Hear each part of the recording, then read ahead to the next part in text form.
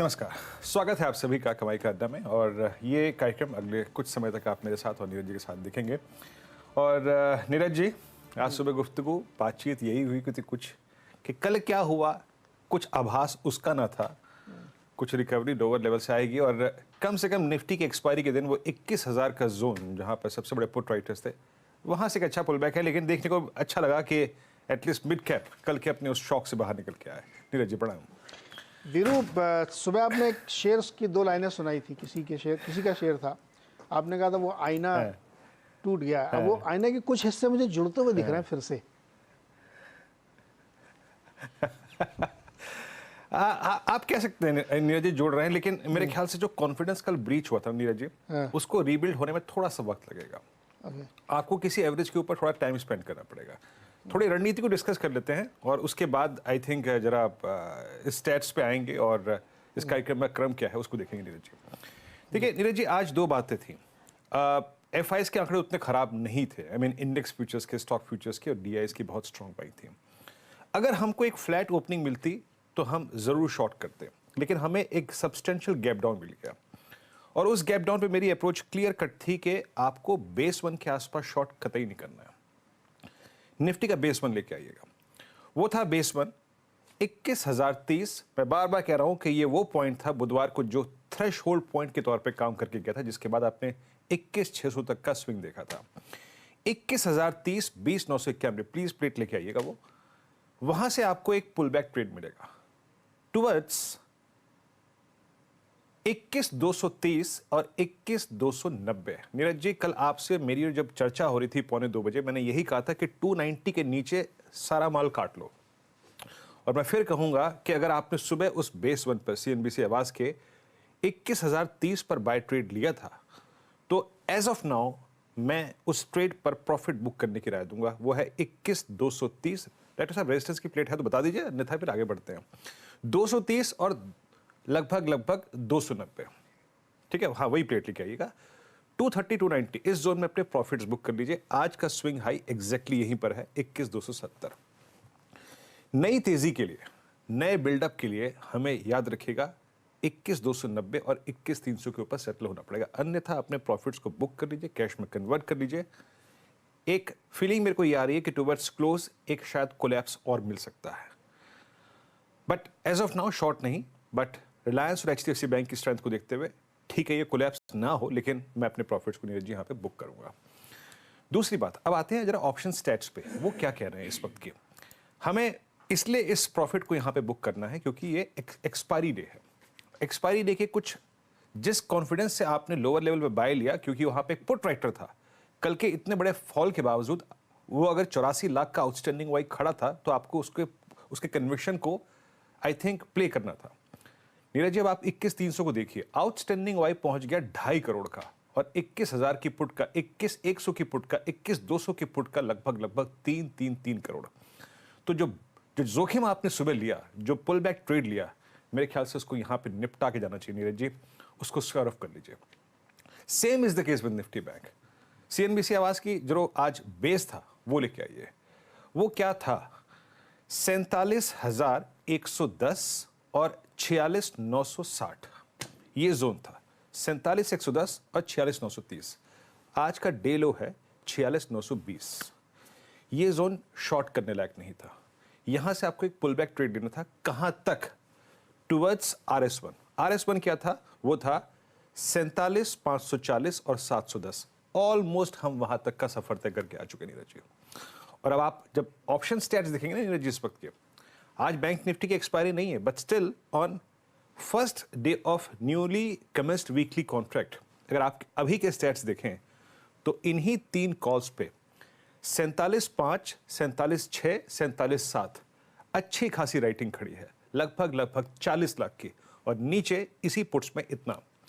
तो नीरज जी, दोनों इंडस्ट्रीज पे कुल मिला के मेरी राय यही थी कि सुबह अगर आपने पुल बैक ट्रेड लिया है तो उसको प्रॉफिट्स को कैश में कन्वर्ट करिए, दोनों ही इंडस्ट्रीज पे। और बात करते करते इंडेक्स नीरज जी एक बार फिर झूल रहा है। बैंक निफ्टी नीरज जी मेरे को थोड़ा सा रिस्की लग रहा है, फ्रैंकली स्पीकिंग। इनफैक्ट आपके जो लेवल्स हम लोगों ने सुबह डिस्कस किए थे वो बिल्कुल ऑनर होते हुए दिख रहे हैं, और आप कह रहे हैं कि 290 के पार जाना चाहिए, तब कोई नई स्ट्रेटजी बनाए और वहाँ जाने की मतलब 100 पॉइंट कम से कम अभी यहाँ से एक राइज लेना पड़ेगा निफ्टी को, तब जाके वो संभावना बनेगी। तो आपका एकदम बिल्कुल सही एनालिसिस है कि मार्केट झूलता हुआ दिख रहा थोड़ा, तो ये तो पूरा मार्केट सेटअप हो गया और बैंक निफ्टी वाकई सस्टेन करने में उसको बहुत दिक्कत हो रही है। इनफैक्ट सुबह से अगर मैं देख रहा हूँ तो कि निफ्टी तो फिर भी कोशिश करता है, बैंक निफ्टी कोशिश भी करते हुआ नहीं दिख रहा है। तो ये है पूरा ट्रेडिंग सेटअप जो वीरू ने बताया। वो अभी हो क्या रहा है कि बस एक एचडीएफसी बैंक स्ट्रांग है, लेकिन उसके अगेंस्ट आप देखिए ICICI bank, Kotak Mahindra bank, axis bank, इनका माल छूट भी रहा है। तो एक तरफ एडवांटेज है, लेकिन दूसरी तरफ स्टॉक्स खाली भी हो रहे हैं। हमें इसको भी देखना है जी। इनफैक्ट ये बात थोड़ा सा गौर करने लायक थी। बिल्कुल। तो ये आपको एक ट्रेडिंग सेटअप दिखा कि किस तरीके स्टैट्स के हिसाब से बनता हुआ दिख रहा है। अब शेयर्स कौन से हैं जो पूरे बाजार में इस समय बहुत ट्रेंडिंग है, जिस पर अभी वीरू आगे डिटेल में बात करेंगे। तो जो तेज़ी वाले शेयर जहाँ से थोड़ा तेज़ी का माहौल बनता हुआ देखते हैं, उसमें पावर ग्रिड देखिए आप।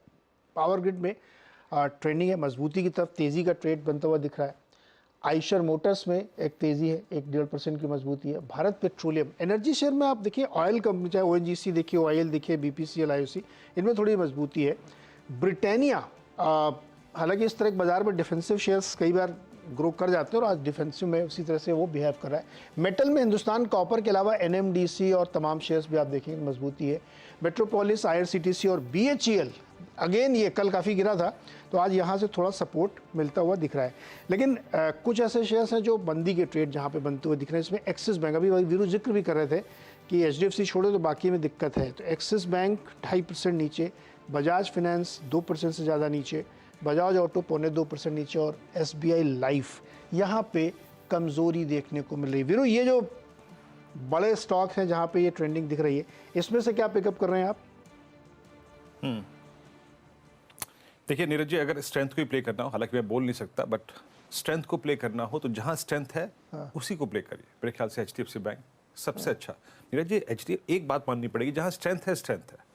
एचडीएफसी बैंक में अगेंस्ट ऑल ऑड्स आज एक गोल्डन क्रॉस ओवर है। जब आपके 200 डेमा को 50 डेमा क्रॉस करता है पॉजिटिवली, यहाँ पे वो डेवलप हो रहा है। और एक रिलायंस, देखिए मैं रिलायंस से बोल नहीं सकता, बट मैं स्टैट से बातचीत करता हूँ हमेशा Neeraj ji. But statistics wise अगर आप देखें तो ये अब 2500 से लेकर 2550 के बीच में जिस प्रकार की पुट राइटिंग है, स्टेबल है, स्ट्रांग है। ये दो स्ट्रक्चर्स ही फोकस करने लायक हैं on the long side as of now. खैर, हम इस पे आएंगे, बात करेंगे नीरज जी। एक काम करते हैं, जरा कार्यक्रम में आज का जो क्रम है उसको समझ लेते हैं। याद रखिएगा, इस चैनल पे का स्वामित्व प्रबंधन रिलायंस लिस्ट होल्ड करते हैं। सिर्फ मैं स्टैट्स के मद्देनजर बात कर रहा था। लेके आइए जरा आप एक बार आज का जो शो क्यों है। आज हमारे साथ बातचीत करने के लिए जो टेक्निकल पैनल होगा उसमें मानस जायसवाल होंगे, शिल्पा राउत होंगी, प्रशांत सावंत, रचना वैद्य और रुचित जैन होंगे। इनसे करेंगे बातचीत टेक्निकल नोट पे। फंडामेंटल नोट पे बातचीत करने के लिए हमारे साथ राजेश अग्रवाल होंगे। कॉर्पोरेट स्कैन में आज Shri Kavinder Singh, MD and CEO Mahindra holidays की बातचीत करने के लिए होंगे हमारे साथ। उनसे जानेंगे सूरत हाल, दिसंबर में लोग छुट्टियों पर कहाँ कहाँ जा रहे हैं और इस वक्त जो रूम रेंट्स हैं, टेरिफ्स हैं, वो किस दिशा में जा रहे हैं। उसके बाद बातचीत होगी आज जी सोनी मर्जर पे। आज करण तुरानी साहब से, एसयूपी एलआरआ सिक्योरिटीज़ के सीनियर वाइस प्रेसिडेंट, और उनसे बातचीत करेंगे कि आखिरकार इस स्टॉक पे उनकी अप्रोच क्या है। आखिरकार एक डेडलाइन तो मिल गई। ये जो डेडलॉक था कि भाई सोनी जो है वो इस दिनांक पर आगे बढ़ेंगे कि नहीं बढ़ेंगे, वो बढ़ चुके हैं, बट इसका मीनिंग क्या है उसको समझने की कोशिश करेंगे। उसके बाद यतिन से बातचीत करेंगे। आज टीडी रूम चेक पे 4 का चौका होगा, 4 ट्रेड सस्ता ऑप्शन, फ्यूचर एंड ऑप्शन, एफएरओ सुपरस्टार, 4 का चमत्कार, मिड कैप फंडा, सब कुछ आएगा। और आज हमारे साथ त्रिदीप भट्टाचार्य होंगे, CIO equities advice mutual fund के, उनसे करेंगे बातचीत। और आखिरी में डीडर्स रूम और साथ ही साथ बीटीएसटी ट्रेड।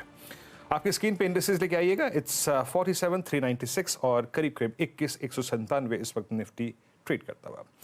आइए कॉल्स लेना शुरू करते हैं। पहला कॉल्स लेते हैं। हमारे साथ मानस मौजूद है। मानस, गुड आफ्टरनून। मानस, आपका पहला ट्रेड क्या होगा? Good afternoon Virendra ji, good afternoon Neeraj ji. तो देखिए, पहला ट्रेड बिकवाली करने का ट्रेड होगा और बंधन बैंक में बिकवाली करनी है। पिछले 2 दिनों से अगर आप देखें तो बंधन बैंक में लगातार सेलिंग प्रेशर देखने को मिला था। आज स्टॉक ने एक ही दिन में 20 डे और 200 डे मूविंग एवरेज को ब्रीच किया है। आई थिंक यहाँ पर गिरावट बढ़ सकती है, इसलिए बंधन बैंक के फ्यूचर में बिकवाली करने की राय रहेगी। 235 के आसपास के भाव चल रहे हैं, तो इस फ्यूचर में आप बिकवाली करिए। स्टॉप लॉसेस 241 के रहेंगे और टारगेट 225 के रहेंगे। तो बंधन बैंक के फ्यूचर में बिकवाली करिए। 235 वाला कॉल पुट ऑप्शन लिया जा सकता है। ₹5 पे ट्रेड हो रहा है, वहां पर आप खरीदारी करिए। ₹2.30 का स्टॉप लॉस लगाइए और इस ऑप्शन में कम से कम 10 रुपए के टारगेट सेट करिए।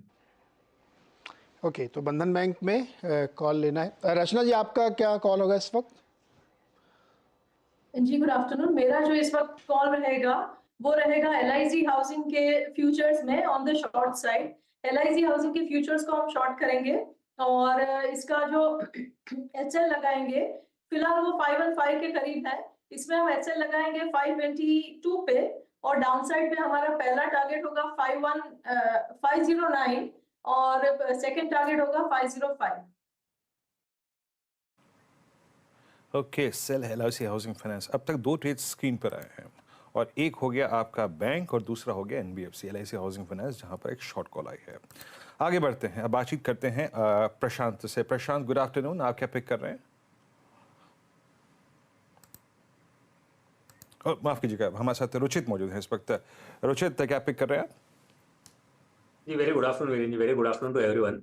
वेल, बैंकिंग स्पेस में ही मेरा भी कॉल है, वो एक्सिस बैंक में शॉर्ट की सलाह। सो प्राइमरली अगर आप पिछले कुछ दिनों से देखें तो 4 दिसंबर से कल तक यानी लगभग 14 ट्रेडिंग सेशन स्टॉक एक रेंज बाउंड था, जहां पे 1100 का सपोर्ट था और 1130 का रेजिस्टेंस था। ये 30-35 रुपए की रेंज में ही ट्रेड कर रहा था। आज वो सपोर्ट 1100 को ब्रेक किया है, जो 20 DMA भी था, 20 DMA भी ब्रेक किया है। और ऑप्शंस के सेगमेंट में देखिए तो 1100 के कॉल में आज अच्छी खासी राइटिंग हुई है। 22 लाख का टोटल ओपन इंटरेस्ट बिल्टअप है 1100 के कॉल ऑप्शंस में, जिसमें से 14.5 लाख का ओपन इंटरेस्ट आज बिल्टअप हुआ है। तो क्लियर ये कॉल राइटर्स जो अपनी पोजीशंस बनाई है उन्होंने आज में ये एक्सपेक्ट करे कि 1100 के ऊपर ये स्टॉक अब नहीं जाना चाहिए। सो आई थिंक यहाँ पे शॉर्ट करने की सलाह रहेगी एक्सिस बैंक में।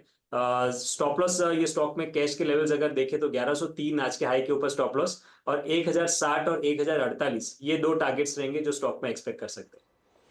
3 स्टॉक और तीनों BFSI से। शिल्पा जी के पास चलते हैं। शिल्पा जी, आपका क्या है? आप भी बैंकिंग और फाइनेंशियल सेक्टर से या कुछ और?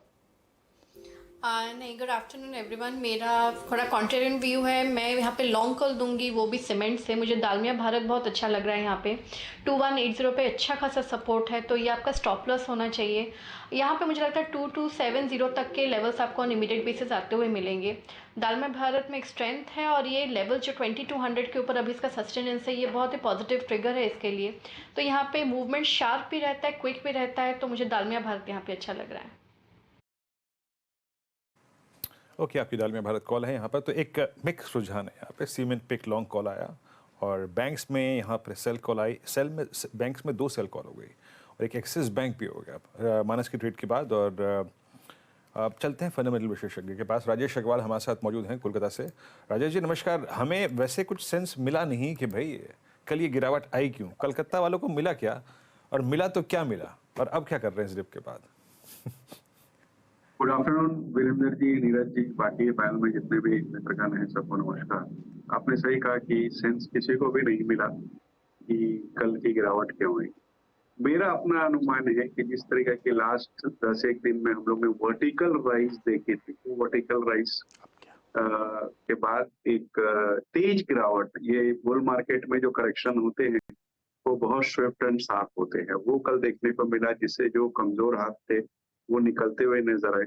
खबरें बहुत थी, कोई कह रहा था कोरोना नया आ गया, कोई कह रहा था एफएनओ पे नई मार्जिन लग गए, कोई कुछ। लेकिन मेरा ये मानना है कि बहाने कोई भी हो, बाजार को एक बार थोड़ा करेक्शन दिखाना था। जिस तरीके की रैंपेंट तेजी चली थी पिछले 10-15 दिन में या 10 दिन में, उसके बाद लाजमी था कि एक करेक्शन आए, तो वो आया। और उस वजह से कई मिड कैप के स्टॉक 10-10, 15-15% के कट दिखाए, जिन्होंने बहुत ज्यादा तेजी दिखाई थी। कई ऐसे पॉकेट्स जहां कोई फंडामेंटल्स ही नहीं थे, वो तो लोअर सर्किट में नजर आए। तो ये एक मेरे ख्याल से मार्केट की अपनी एक क्वालिटी है कि हर वन वे ट्रैफिक कहीं होता नहीं है। अगर 10 दिन लगातार गिरावट आ रही है तो एक बार आपको बाउंस बैक मिलता है, और 10 दिन कभी आपके अपसाइड जा रही है तो थोड़ी गिरावट दिखती है। तो ये नॉर्मल है मेरे हिसाब से। मध्यम से लंबी अवधि में हम अभी भी बहुत बुलिश हैं बाजार में। हमें नहीं लगता कि मार्केट के स्ट्रक्चर में कोई खराबी आई है। करेक्शन हो सकता है, 1 आध बार 2 बार और आए, लेकिन आने वाले 6 महीने के लिए हम बहुत बुलिश हैं बाजार में। और हम समझते हैं कि 2024 में हो सकता है कि हम एक बड़े निफ्टी के टारगेट्स की तरफ जा रहे हो। जहां तक स्टॉक की बात है, तो मैं समझता हूं कि केमिकल सेक्टर एक ऐसा सेक्टर है जो इस वक्त बहुत दिनों के बाद, बल्कि बहुत महीनों के बाद थोड़े से पॉजिटिव रुझान दिखाने लगा है।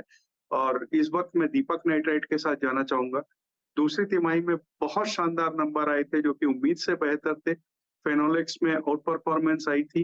कंपनी ये मान के चल रही है कि वो सॉल्वेंट में सबसे बड़े प्लेयर बन जाएंगे, खास करके इंपोर्ट सब्स्टिट्यूशन को देखते हुए। बहुत एग्रेसिवली वो अपनी प्रोडक्ट्स प्रोफाइल बढ़ा रही है, एक्सपेंशन कर रही है। ब्राउनफील्ड एक्सपेंशन जो है अगले 6 महीने में कंप्लीट हो जाएगा और वहां से नंबर्स आने लगेंगे। मुझे लगता है कि बहुत छोटी अवधि में अगले एफएनओ सीरीज के लिए कोई को लेना हो तो इसमें 2300-2400 के टारगेट रख सकता है। लेकिन मैं फंडामेंटली ये कहूंगा कि इसे थोड़ी सी लंबी अवधि का समय दें, अपने पोर्टफोलियो में रखें, तो एक अच्छा रिटर्न आ सकता है। ओके दीपक नाइट्राइट, आप केमिकल बास्केट में थोड़ा सा बुलिश लग रहे हैं और यहाँ पे दीपक नाइट्राइट आपकी कॉल्स का क्रम पूरा हो चुका है। अब एक एक करके देखिए, अब थोड़ा सा जब तक निफ्टी उस थ्रेशहोल्ड पॉइंट को 21,290 को या फिर बैंक निफ्टी करीब करीब 47,500 की ट्रेजेक्टरी को पार ना कर दे, इस एक्सपायरी डे में जरा निफ्टी को छोड़ते हैं, कुछ इंडिविजुअल स्टॉक्स पे फोकस करते हैं। अब जहां वाकई स्ट्रेंथ है, आज सुबह हमने 12 बजे के आसपास एक ऑरबिंदो फार्मा की कॉल पकड़ी थी। 12 बजे वो 1060 की कॉल उस वक्त ट्रेड कर रही थी 27 रुपये में। प्रशांत मेरे साथ थे, हमने पिक किया था। जरा डायरेक्टर साहब उसका प्रीमियम लेके आइएगा। अब शिल्पा जी से इस चार्ट को क्रॉस चेक करते हैं और उस ट्रेड पे बात करते हैं।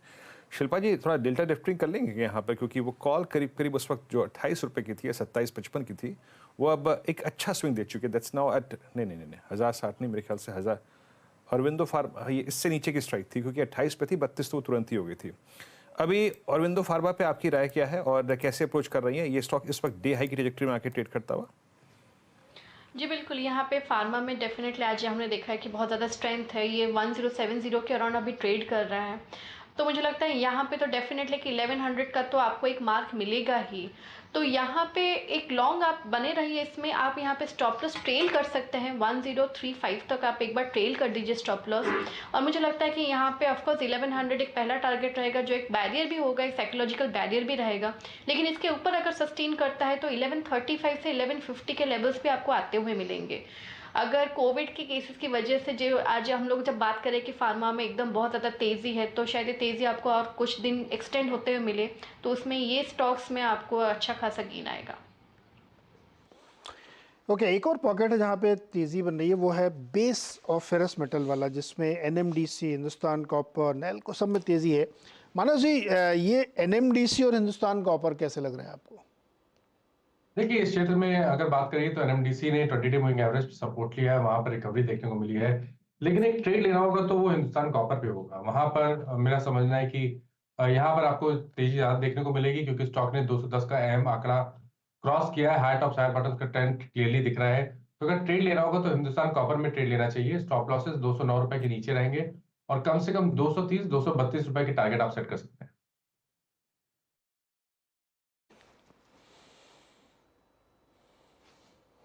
तो ये राय बनती दिख रही। क्या ऐसा लग रहा है कि मेटल पूरा स्पेस एक रिवाइवल की तरफ देखने को मिल रहा है, क्योंकि फेरस और नॉन फेरस दोनों में तेज़ी देखने को मिल रही है। हालांकि एक हिंडाल्को को लाइए चार्ट पे, हिंडाल्को ने एक मूव दिखाया था 1-2 दिन पहले, लेकिन अब वो सस्टेन नहीं कर रहा है। माना जी, क्या आपको लगता है कि ये हिंडाल्को के लिए बहुत ज़रूरी है कि ये कम से कम 550, 545 का लेवल सस्टेन करे तभी होगी, अदरवाइज ये 20-30 रुपए नीचे जा सकता है? क्या इस चार्ट में ऐसा कुछ दिख रहा है आपको? देखिए, चार्ट तो बहुत बेहतरीन है। कल जरूर हमें प्रॉफिट बुकिंग देखने को मिली, लेकिन मेरा समझना है कि 540 से लेकर 530 में मल्टीपल सपोर्ट्स हैं। यहाँ पर ट्रेंड बुलिश लगता है, इसलिए यहाँ पर शॉर्ट कॉल ले लेना चाहिए। अगर आपके पास लॉन्ग पोजीशन है तो आप 20 डे मूविंग एवरेज जो कि 530 है उसके नीचे स्टॉप लॉस लगा के बने रह सकते हैं। फ्रेश खरीदारी 560 रुपए के ऊपर करेंगे, उस केस में आपके टारगेट 585 रुपए के आसपास करेंगे। ओके, हिंडाल्को पे, मेटल पे आपका व्यू। और हिंदुस्तान कॉपर आज का अगर आप देखें सबसे स्मार्ट प्राइस परफॉर्मर 11% ऊपर आके अब ट्रेड करता हुआ, शानदार मूव यहाँ पर। और कुछ गेनर्स की बात करते हैं जहाँ पे अच्छा मूव है। हिंदुस्तान कॉपर की बात हो गई, मेटल स्मिथ की बात हो गई। आईआरसीटीसी को देखिए, आज काफ़ी स्ट्रॉन्ग पुल बैक, 861 अपने कल के लॉसेस का सब्सटेंशियल पार्ट रिकवर कर लिया। बट अभी जो बात हो रही थी ना, कोविड केसेस के बढ़ना और टेस्टिंग प्रक्रिया का फिर एक बार बढ़ना, वो आज 2 स्टॉक्स को अच्छी खासी हवा दे रहा है, और दैट्स मेट्रोपोलिस और डॉक्टर लाल पैथलर। गौरतलब ये है कि इस तेज़ी से पहले याद रखिएगा इन दोनों स्टॉक्स ने एक बेस बिल्डिंग एक्सरसाइज बहुत अच्छी की थी जब क्वार्टरली नंबर्स रिपोर्ट हुए थे उसके बाद से। अग्रवाल साहब, आपका व्यू, हालांकि आप केमिकल्स पे ज़्यादा बुलिश नजर आए अपने शुरुआती स्टेटमेंट में, बट अगर आपको डायग्नोस्टिक स्पेस में एक स्टॉक पिक करना हो तो आप, कुछ साउथ बेस्ड कंपनियां भी हमारे पास, कुछ ऐसी कंपनियां भी हैं जो सेंट्रल इंडिया में प्रेजेंट हैं, आपका व्यू क्या, आप किसको चेज करना चाहेंगे इस इवेंट के मद्देनजर? देखिए, अगर पूरे पैक को देखा जाए ना तो अपने जो ऑल टाइम हाइट से है उससे बहुत ज्यादा करेक्ट कर चुके हैं। कई कई स्टॉक्स तो 50% नीचे अभी भी ट्रेड कर रहे हैं। लेकिन किसी एक को चुनना हो, मैं समझता हूँ मेट्रोपोलिस के साथ ही जाना चाहिए। कंपनी अपने आप को प्रीमियम डायग्नोस्टिक सेंटर में प्लेस कर रही है। प्रीमियम वेलनेस जो कैटेगरी है उसमें अगर दूसरी तिमाही के नतीजे देखेंगे तो बहुत शानदार बढ़त आई। मैनेजमेंट ने क्लियरली ये कहा है कि आने वाले दिनों में 50-55 करोड़ रुपए के आसपास का 2 साल में वो एक्सपेंशन करेंगे, जिसमें अगर आप देखो तो पहली छमाही में 12 लैब उन्होंने जोड़े, जो कि अब उनके 167 लैब हो चुके हैं। अ, सबसे दिक्कत वाली बात इस पूरे सेक्टर में ये आई थी कि एक तो कोविड, नॉन कोविड के जो बिजनेस थे उसमें दिक्कतें आई थी कोविड वाले बिजनेस में। दूसरे नॉन कोविड उतनी तरीके से बढ़ रहा नहीं था, और तीसरे सबसे बड़ी दिक्कत थी कि प्राइस वार चल रहा था। जो नए एंट्रेंट आ रहे थे या ऑनलाइन वाले थे, उन्होंने प्राइस की ऐसी वार छेड़ दी थी कि सबके मार्जिन्स पे प्रेशर आया था। अब वो प्राइस वार लगभग खत्म होता हुआ नजर आ रहा है, और मैनेजमेंट ये कॉन्फिडेंट है कि आने वाले दिनों में करीब 26-27% का मार्जिन वो दे सकेंगे FY 26 तक। और सबसे बड़ी बात की कैपेसिटीज इंक्रीज हो रही है। मैं समझता हूँ ये स्टॉक बहुत छोटी अवधि में 1850-1900 जा सकता है, लेकिन थोड़ी सी लंबी अवधि दे तो बड़े टारगेट भी हो सकते हैं। ओके, चलिए, तो आज को आपको जो डायग्नोस्टिक स्पेस है में सबसे प्रेफर्ड पिक राजेश जी की मालूम चल गई। मीनवाइल मेरे स्क्रीन पर एक दोस्त इंडेक्स जो है, सेक्टोरियल इंडेक्स जो कि डे हाई पे फ्लोट कर रहे हैं, उसको थोड़ा सा रिस्पेक्ट देते हुए कुछ ट्रेड्स पिक करने की कोशिश करते हैं।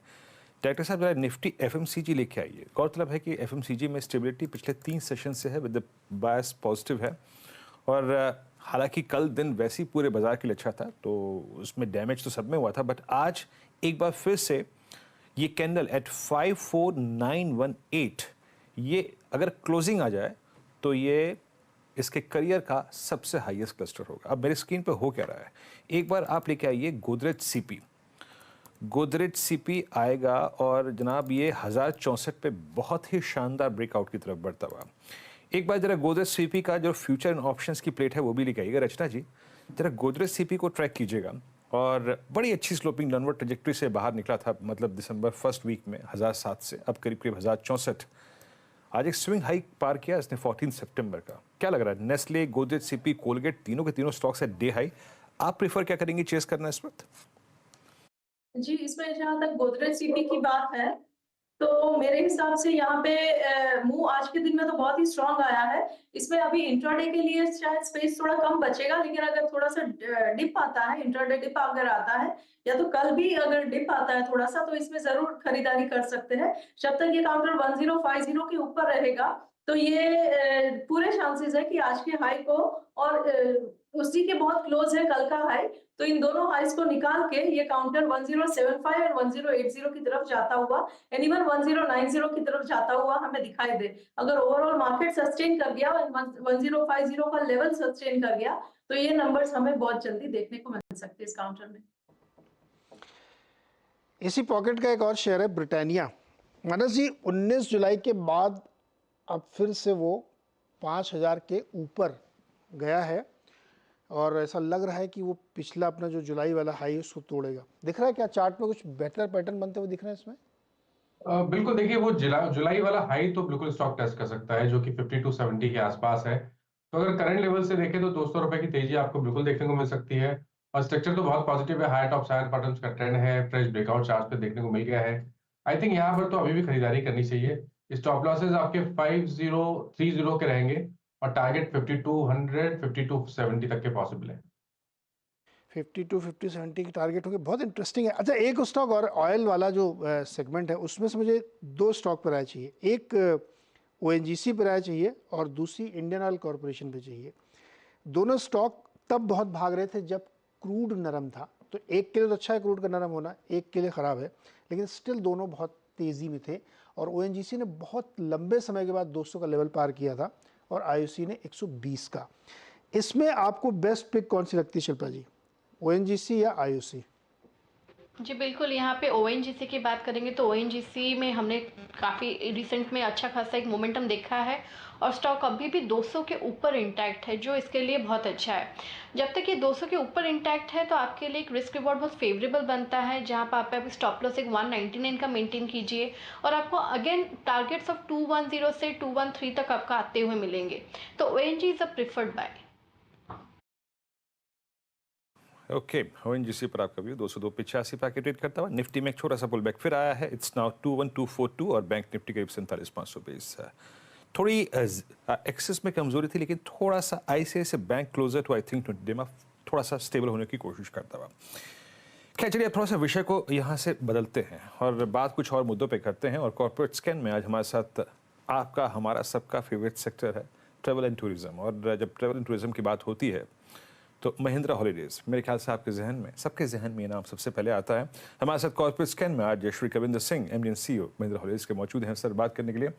सर नमस्कार, कार्यक्रम में स्वागत है आपका। और एक बार स्क्रीन पे महिंद्रा हॉलीडेज रखिएगा। आई थिंक आप पिछले 3-4 दिन से देख रहे हैं कि ये पूरा स्पेस काफ़ी अच्छा मूव देने की कोशिश कर रहा है। सर नमस्कार, पहले तो बताइए कि जो ऑन गोइंग यहाँ पे जो हमारा विंटर सीजन है, स्पेशली दिसंबर के कमेंसमेंट के बाद कैसा गुजर रहा है? स्पेशली दिसंबर में फोकस करते हैं, बुकिंग्स कैसी हैं और जो ऑक्यूपेंसी लेवल हैं आपके तमाम होटल्स में, वो कैसी निकल रही हैं इस वक्त? इस समय अगर आप हॉलिडे सीजन देखें तो ये बहुत ही बेहतरीन हॉलिडे सीजन इस समय चल रहा है और हमारे रिजॉर्ट्स में इस समय ओवरऑल ऑक्यूपेंसी दिसंबर में हमारी 90% के करीब आएगी और अक्टूबर, नवंबर, दिसंबर को अगर देख के चलूं तो 84-85% के करीब ऑक्यूपेंसी दिख रही है। और आपको तो मालूम है हमारे पास 5,000 कमरे हैं, 100 रिजॉर्ट्स हैं और इसके चलते अगर मैं ओवरऑल पिक्चर देखूं तो काफी अच्छी पिक्चर दिख रही है इस समय दिसंबर के महीने में और क्वार्टर में भी, जैसा मैंने आपको बताया। ओके, ऑक्यूपेंसी काफ़ी स्ट्रॉन्ग है। मैं अभी क्वार्टरली जो ऑक्यूपेंसी है उस पर भी आऊँगा, जो फिगर्स हैं, लेकिन मैं इस ऑक्यूपेंसी के लेवल के साथ साथ अगर मैं वाई बेसिस पे कंपेयर करूँ कविंदर जी कि लास्ट ईयर इसी वक्त से लेके अब तक, मतलब प्राइसिंग कितनी स्ट्रॉन्ग रही है, पर रूम जो टैरिफ्स हैं उसमें कितना जंप देखने को मिला है, जिस प्रकार का हमारा 1 साल का ट्रेवल एंड टूरिज्म में थ्रस्ट रहा उसके मद्देनजर, और स्पेशली आपके लिए भी? तो हमारा जो बिजनेस मॉडल है उसमें हमारे पास 2,90,000 के करीब मेंबर्स हैं। तो हम लोगों के लिए एवरेज रूम रेट एक मेट्रिक नहीं है। हमारे लिए जो इम्पोर्टेंट मेट्रिसेस हैं कि हम अपने ऑक्यूपेंसी कितनी चला रहे हैं, उस ऑक्यूपेंसी के चलते हमारा रिजॉर्ट रेवेन्यू कैसा आ रहा है और साथ में हमारे मेंबर एडिशंस कैसे हो रहे हैं, क्योंकि मेंबर एडिशंस के थ्रू हमारे को आगे की इनकम आती है जो कि हमारी मेंबरशिप फी की इनकम और एनुअल फी की इनकम। तो हमारा फोकस उन पे रहता है और कौन से नए रिजॉर्ट्स हम डाल रहे हैं, कितने कमरे डाल रहे हैं, तो हमारे लिए वो सबसे इंपॉर्टेंट मेट्रिक हो जाता है। एवरेज रूम रेवेन्यू आज के दिन में अच्छा ही चल रहा है, पीछे साल में जो था उसके बराबर के करीब है, मगर वो एक इम्पॉर्टेंट मेट्रिक नहीं है क्योंकि हमारे यहाँ पर 3 या 4% के ऊपर जो हमारे कमरे हैं वो नॉन मेंबर के पास अगर जाते भी हैं तो इसलिए क्योंकि लास्ट मिनट हमको अगर अवेलेबिलिटी होती है, और मोस्ट इम्पॉर्टेंटली वही जो है लोग वो हमारी मेंबरशिप खरीदते हैं हमारे रिजॉर्ट में आके हमारा एक्सपीरियंस देख के। ओके, तो मैं दूसरे यादस्टिक के जरिए इसको पूछने की कोशिश करता हूँ। सर जो H1 में आपका टोटल मेंबरशिप नंबर है वो मतलब आपको, मतलब, और उसके मद्देनजर अब H2 के लिए कोई आउटलुक देना चाहेंगे कि आप किन फिगर्स के साथ एंड करेंगे इस पूरे के पूरे फिस्कल ईयर को? देखिए, अगर आप H1 की परफॉर्मेंस देखें तो H1 की अगर आप परफॉर्मेंस देखें तो बेहतरीन परफॉर्मेंस थी हमारी H1 की। Highest ever income, highest ever EBITDA, PBT, even member additions हमारे करीब 9,500 तक पहुंच चुके हैं H1 को अगर हम लेके चलें। तो H2 नॉर्मली H1 से बेटर होता है और यही उम्मीद है हमको कि H2 H1 से बेटर होगा। अगर मैं अक्टूबर, नवंबर, दिसंबर के क्वार्टर की भी बात करूं तो हमारे मेंबर एडिशन में बढ़ोतरी होगी ऑन YOY बेसिस। तो ये एक हमारा जो हम जिस तरीके से आगे बढ़ रहे हैं उसके लिए हमको कॉन्फिडेंस है। देखिए हमने 5,000 से 10,000 कमरे का क्लियरली बोल के रखा है कि हम अगले 6 साल में जाना चाहते हैं। हमारे पास इस समय 690 कमरों की कंस्ट्रक्शन चल रही है, कुछ एक्विजिशंस पे भी बात चल रही है। तो हमको अपनी इन्वेंट्री जो है बहुत तेजी से बढ़ानी है। इसका मतलब ये है कि हमारा बिजनेस आउटलुक पॉजिटिव है। हमको कॉन्फिडेंस है कि हमारे मेंबर हमारे पास नॉट ओनली हम नए मेंबर ऐड कर पाएंगे बट जो हमारे मेंबर हैं वो हॉलिडे करेंगे और उसके चलते हमारी ओवरऑल प्रॉफिटेबिलिटी भी बढ़ के रहेगी। जैसे कि आपको मालूम है कि हमारा पीबीटी मार्जिन बहुत ही हेल्दी करीब करीब 14.9% पे रहा H1 लेवल पे। तो ये अगर हम ओवरऑल लेवल पे देखें तो बहुत ही एक अच्छा समय चल रहा है टूरिज्म के लिए और महिंद्रा हॉलीडेज के लिए स्पेसिफिकली, क्योंकि हमारा बिजनेस मॉडल बहुत डिफरेंट है। और आपको मालूम है कि हॉस्पिटैलिटी कंपनीज में डेट होता है, हमारे पास 1200 करोड़ के करीब करीब कैश है, तो वो भी एक हमारे लिए बहुत स्ट्रॉन्ग, हमारी बैलेंस शीट को स्ट्रॉन्ग करता है। जी सिंह साहब, आपने कहा कि 90% आपकी ऑक्यूपेंसी और आप कुछ एक्सपैंड भी कर रहे हैं, नए रूम्स लेके आ रहे हैं। तो 2030 तो खैर बहुत दूर है, मुझे नियर टर्म में बताइए, एक साल के अंदर नेक्स्ट फाइनेंशियल ईयर में कितने कीज आप ऐड करेंगे? साथ ही आपका कुछ डिस्कशन क्या प्राइवेट पार्टनरशिप पे स्टेट गवर्नमेंट के साथ चल रहा, अगर चल रहा है तो वो कौन से हैं? तो आपने बहुत सही प्रश्न पूछा है और इसका जवाब ये है कि देखिए हमने पिछले अगर 3 साल में आप देखें तो करीब करीब हम 400 कमरे ऐड कर रहे हैं हर साल। तो ये हमारा जो रन रेट है ये मेंटेन तो होगा ही होगा इस साल, और अगले साल इससे कहीं ज्यादा होगा, क्योंकि जो हमने काम इस साल किया है उसका बेनिफिट हमको अगले साल आएगा। क्योंकि हमने इस साल में डिसीजन ले लिया था कि हम 5 से 10 जाएंगे, तो हमने जो एक्शन इस साल लिए हैं उसका बेनिफिट आपको दिखेगा अगले साल में, और वो 400 से बढ़ के होगा, नंबर काफी बढ़ के होगा। पहली बात। दूसरी चीज, हमने ये जो पीपीपी का जो आपने पॉइंट बोला है बहुत ही अच्छा पॉइंट है, क्योंकि हमने उत्तराखंड गवर्नमेंट के साथ 1,000 करोड़ का हमने इन्वेस्टमेंट कमिट किया है और हमने 4 लैंड्स भी आइडेंटिफाई कर लिए हैं, तो उनके साथ हमारा बहुत तेजी से काम चल रहा है और हम चाहेंगे कि हम जल्दी 4 नए ग्रीनफील्ड प्रोजेक्ट उत्तराखंड में चालू कर सकें। अगर हम देखना चाहें, उड़ीसा गवर्नमेंट के साथ हमारा बहुत अच्छा चल रहा है। चिलिका लेक में हमको 50 एकड़ का लैंड उन्होंने हमको इन प्रिंसिपल अप्रूवल दिया है, उसमें भी परमिशंस पे काम चल रहा है, तो वो भी एक बहुत बेहतरीन रिजॉर्ट होगा। अभी रिसेंटली हम और भी लोकेशन देख रहे हैं, उड़ीसा में पुरी देख रहे हैं और एक सोनपुर करके जगह है, तो 3 रिजॉर्ट उड़ीसा में भी हमको लग रहा है कि हम लोग चालू कर पाएंगे अगले फाइनेंशियल ईयर में। तो 4 उत्तराखंड में हो गए, 3 ये हो गए, प्लस हमारे अपने लैंड बैंक्स हैं। तो जैसा मैंने आपको कहा कि हमारा इस समय 835 करोड़ का कैपेक्स चल रहा है, तो मुझे लगता है कि अगले साल तक हम 2,000 करोड़ का कैपेक्स तो हमारा चलने लग जाएगा, मतलब कंप्लीट नहीं होगा मगर चलने लग जाएगा। तो ये हमारी एक बहुत ही जिसे कहेंगे बोल्ड विजन है जी। कि जिसके चलते ये जो हमको लगता है कि हम आगे बढ़ेंगे। सिंह साहब, ये जो पीपीपी है, पब्लिक प्राइवेट पार्टनरशिप, ये बिजनेस मॉडल क्या है? आपके और स्टेट गवर्नमेंट के बीच में क्या संबंध, किस तरह का बिजनेस होगा? डिफरेंट स्टेट्स डिफरेंट तरीके से करती हैं। जैसे मैं आपको एक एग्जांपल दूंगा, हिमाचल में हमने झांझेली करके एक जगह है, तो जहां पर हमारे को हिमाचल के सीएम उस समय जो थे उन्होंने बोला कि भाई आप इसको जरा देखिए, तो हमने उस लोकेशन को देखा। देखिए क्लब महिंद्रा की एक एडवांटेज है, क्योंकि हमारे पास 2,90,000 मेंबर है, तो हम किसी भी लोकेशन को अगर हम अच्छे से एक्सपीरियंस दें तो हम अपने मेंबर को वहां ले जाते हैं। तो झांझेली मंडी डिस्ट्रिक्ट में है, हमने वो रिजॉर्ट को लिया, 9 महीने में उसको टर्न अराउंड करके चालू कर दिया। तो वो एक लीज रेंटल पे सिंपल सा अरेंजमेंट है। तो कई जगह पे रेंटल्स पे स्टेट गवर्नमेंट चाहती है, कई जगह पे रेवेन्यू शेयर चाहते हैं, तो वो state government to state government पे डिपेंड करता है। तो मॉडल्स अलग हैं, मगर अल्टीमेटली वो हमारे बिजनेस को सूट करते हैं, इसीलिए हम पीपीपी में बहुत तेजी से आगे बढ़ रहे हैं, क्योंकि हमारा ऑब्जेक्टिव 5,000 से 10,000 कमरे करना है अगले 5 साल। सर एक बहुत छोटा सा जवाब चाहिए आपसे।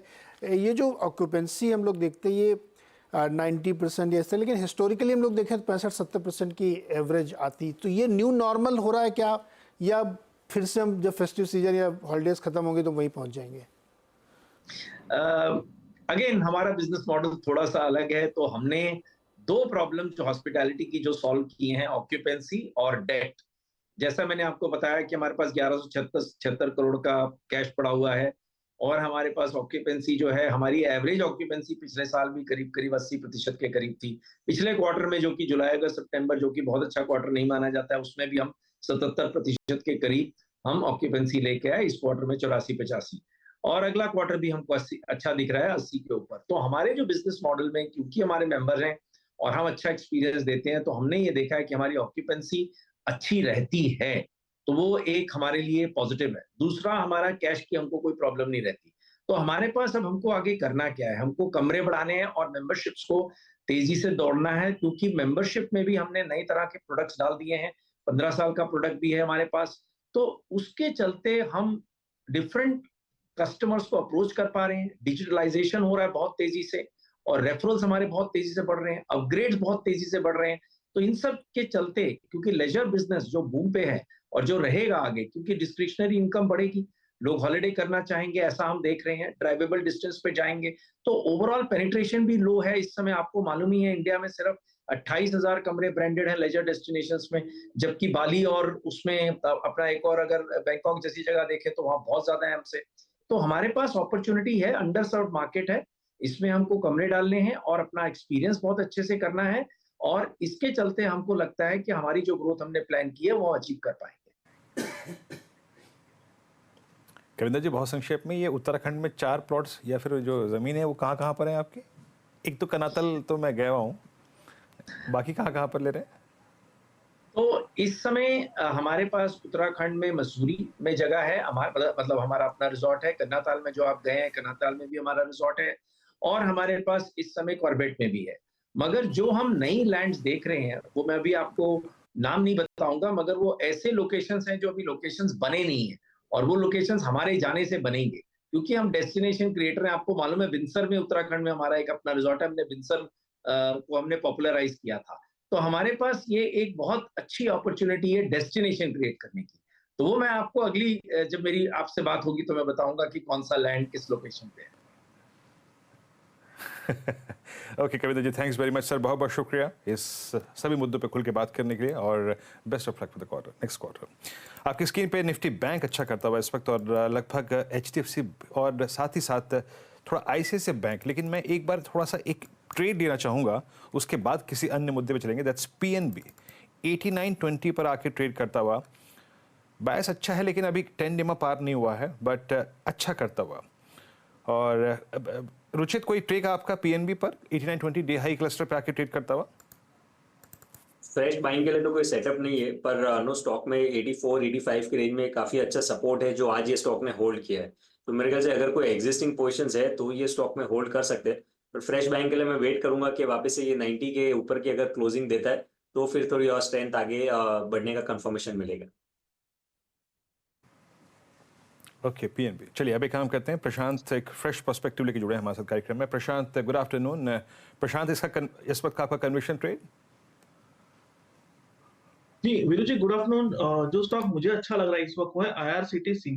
एक अच्छी डिप कल आई थी, करीबन 860 पे ट्रेड कर रहा है, 845, 845 स्टॉप लॉस रख के करीबन 885, 890 इस टारगेट के लिए बाय कर सकते हैं। ओके आप आज पूरी दुनिया अगर आप देखें जो है वो IRCTC की दीवानी है जनाब, मुरीद है IRCTC की। हिंदुस्तान कॉपर, IRCTC, मेट्रोपोलिस और ऑरबिंदो फार्मा, पूरा का पूरा फार्मा, IRCTC और कॉपर स्पेस जो है, मतलब मेटल स्पेस में।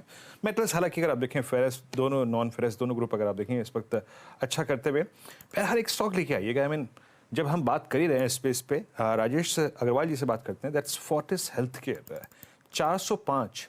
हम सुबह भी बात करते हैं हॉस्पिटल स्टॉक्स के बारे में, और हमारे साथ जब मोतीलाल ओसवाल फाइनेंशियल सर्विसेज से आज के मेहमान थे बिग मार्केट वॉइसेस में, 405 पे ये करियर हाई पर है। राजेश जी, कुछ देर पहले मैंने आपसे प्रश्न डायग्नोस्टिक स्टॉक से पूछा था, जो लोग डिलीवरी पे काम करते हैं वो हॉस्पिटल्स पे काफ़ी पैसा बना के बैठे हुए हैं। अभी फोर्टिस पर आपकी राय क्या? एट ऑल टाइम हाई 405 कहाँ तक का और अपसाइड पॉसिबल है? और एक और चीज़, कोई और हॉस्पिटल स्टॉक जो कि अच्छा लगता है आपको इस वक्त? देखिए, पूरे हॉस्पिटल स्पेस में पिछले कई महीनों से अगर आप देखें तो एक तेजी का माहौल बना हुआ है, खास करके इस बात के मद्देनजर कि कई चीजें हुई है इस सेक्टर में। एक, कोविड के बाद लोगों का ध्यान मेडिक्लेम की ओर ज्यादा बढ़ गया, हेल्थ इंश्योरेंस की तरफ। और हेल्थ इंश्योरेंस में जब पब्लिक जाती है तो जाहिर सी बात है कि ऑर्गेनाइज सेक्टर के जो हेल्थ केयर प्रोवाइडर्स है ना, उसमें उनके रेवेन्यूज में, बॉटम लाइन में बढ़त आती है। दूसरे, अगर आप देखो तो कोविड के बाद कई हॉस्पिटल चेन्स ने एक्सपेंशन वगैरह अनाउंसमेंट करी और ये सारी चीजों के वजह से वहां बढ़त हुई। तीसरे जो मेडिकल टूरिज्म है, जो निकटवर्ती देशों से जैसे बांग्लादेश वगैरह से मरीज आते हैं यहाँ इलाज कराने के लिए, उनमें एक बहुत अच्छा इजाफा देखा गया। तो ये 2-3 चीजें हुई जिससे पूरे सेक्टर में एक अपमूव देखा गया। फोर्टिस की अगर बात की जाए तो इस वक्त भी मैं समझता हूँ जो ऑल टाइम हाई पे 405 के आसपास चल रहा है, एक अच्छा अपसाइड यहाँ अभी भी बचता है, क्योंकि अभी भी इनके रूम्स बहुत जो इन्वेंट्री है बहुत अच्छी है और जिस तरीके के नंबर्स आए हैं उससे बेहतर आने की उम्मीद है। लेकिन हमारी अपनी पर्सनल जो हमने हमारे क्लाइंटों को रिकमेंड कर रखा है, पहला तो अपोलो हॉस्पिटल का ही है और दूसरा मेदांता ग्लोबल हेल्थ केयर के नाम से जो स्टॉक है मेदांता, उसमें हम बुलिश हैं। जिसमें अगर आप देखें तो नॉर्थ में और ईस्ट में सबसे बड़ी प्राइवेट हॉस्पिटल की चेन है और जिसमें अभी उन्होंने डीएलएफ के साथ एक स्ट्रेटेजिक टाई अप किया है, एक नए हॉस्पिटल खोलने के लिए 1000 नए बेड जोड़ने की बात कर रहे हैं।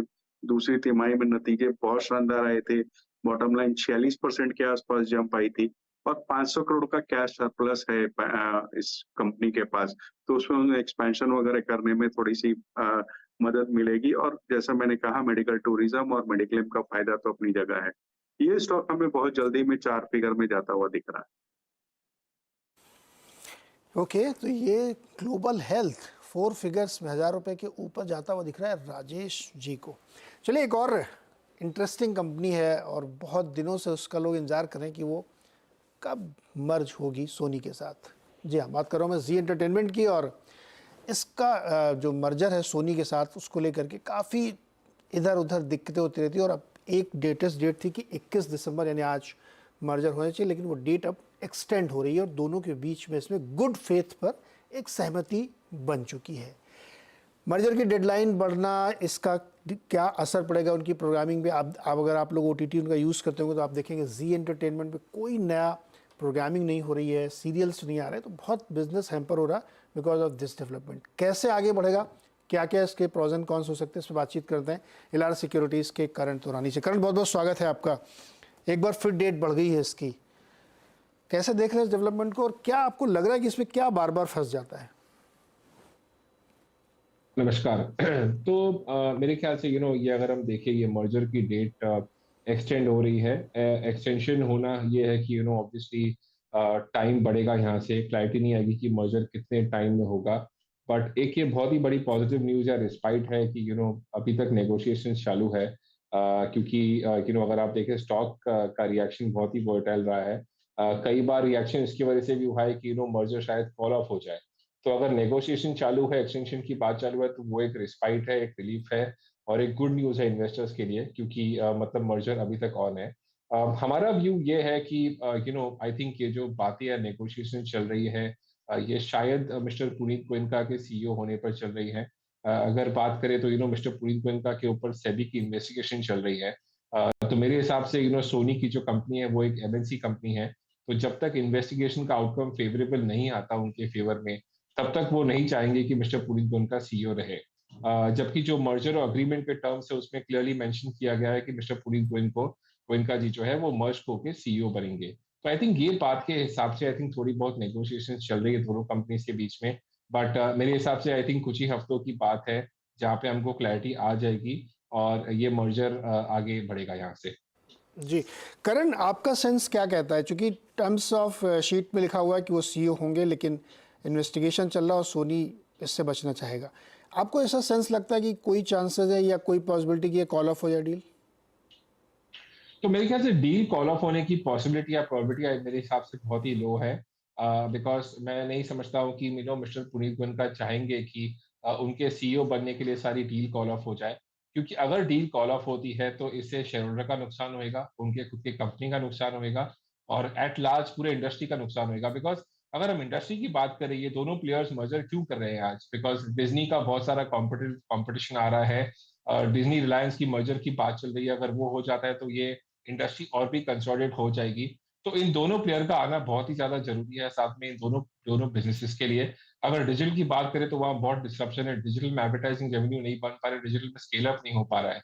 तो मेरे हिसाब से ये मर्जर जितना सोनी के लिए इंपॉर्टेंट है उतना ही जी के लिए इंपॉर्टेंट है। और इसमें कोई दोहराए की बात नहीं है कि लास्ट में आई थिंक सारी चीजें एक पॉजिटिव आउटकम लेकर आएगी। ओके, खैर मैं पूछना चाह रहा हूँ क्योंकि देखिए मोटे तौर पे सारी बात तो हो ही गई है, आपका जी पे आउटलुक क्या है? और मान लीजिए जो बेस्ट केस में कोई स्थिति ये होती है कि मिस्टर गोयनका स्टेप डाउन करने के लिए या फिर इस पॉइंट पे एग्री हो जाते हैं कि नहीं लीडरशिप मैं नहीं रखूंगा, तो एक टिपिकल मल्टीनेशनल एंटरटेनमेंट कंपनी को क्या वैल्यूएशन देगा बाजार, और इन दैट केस आपका जी पे टारगेट क्या होगा, प्राइस टारगेट क्या होगा?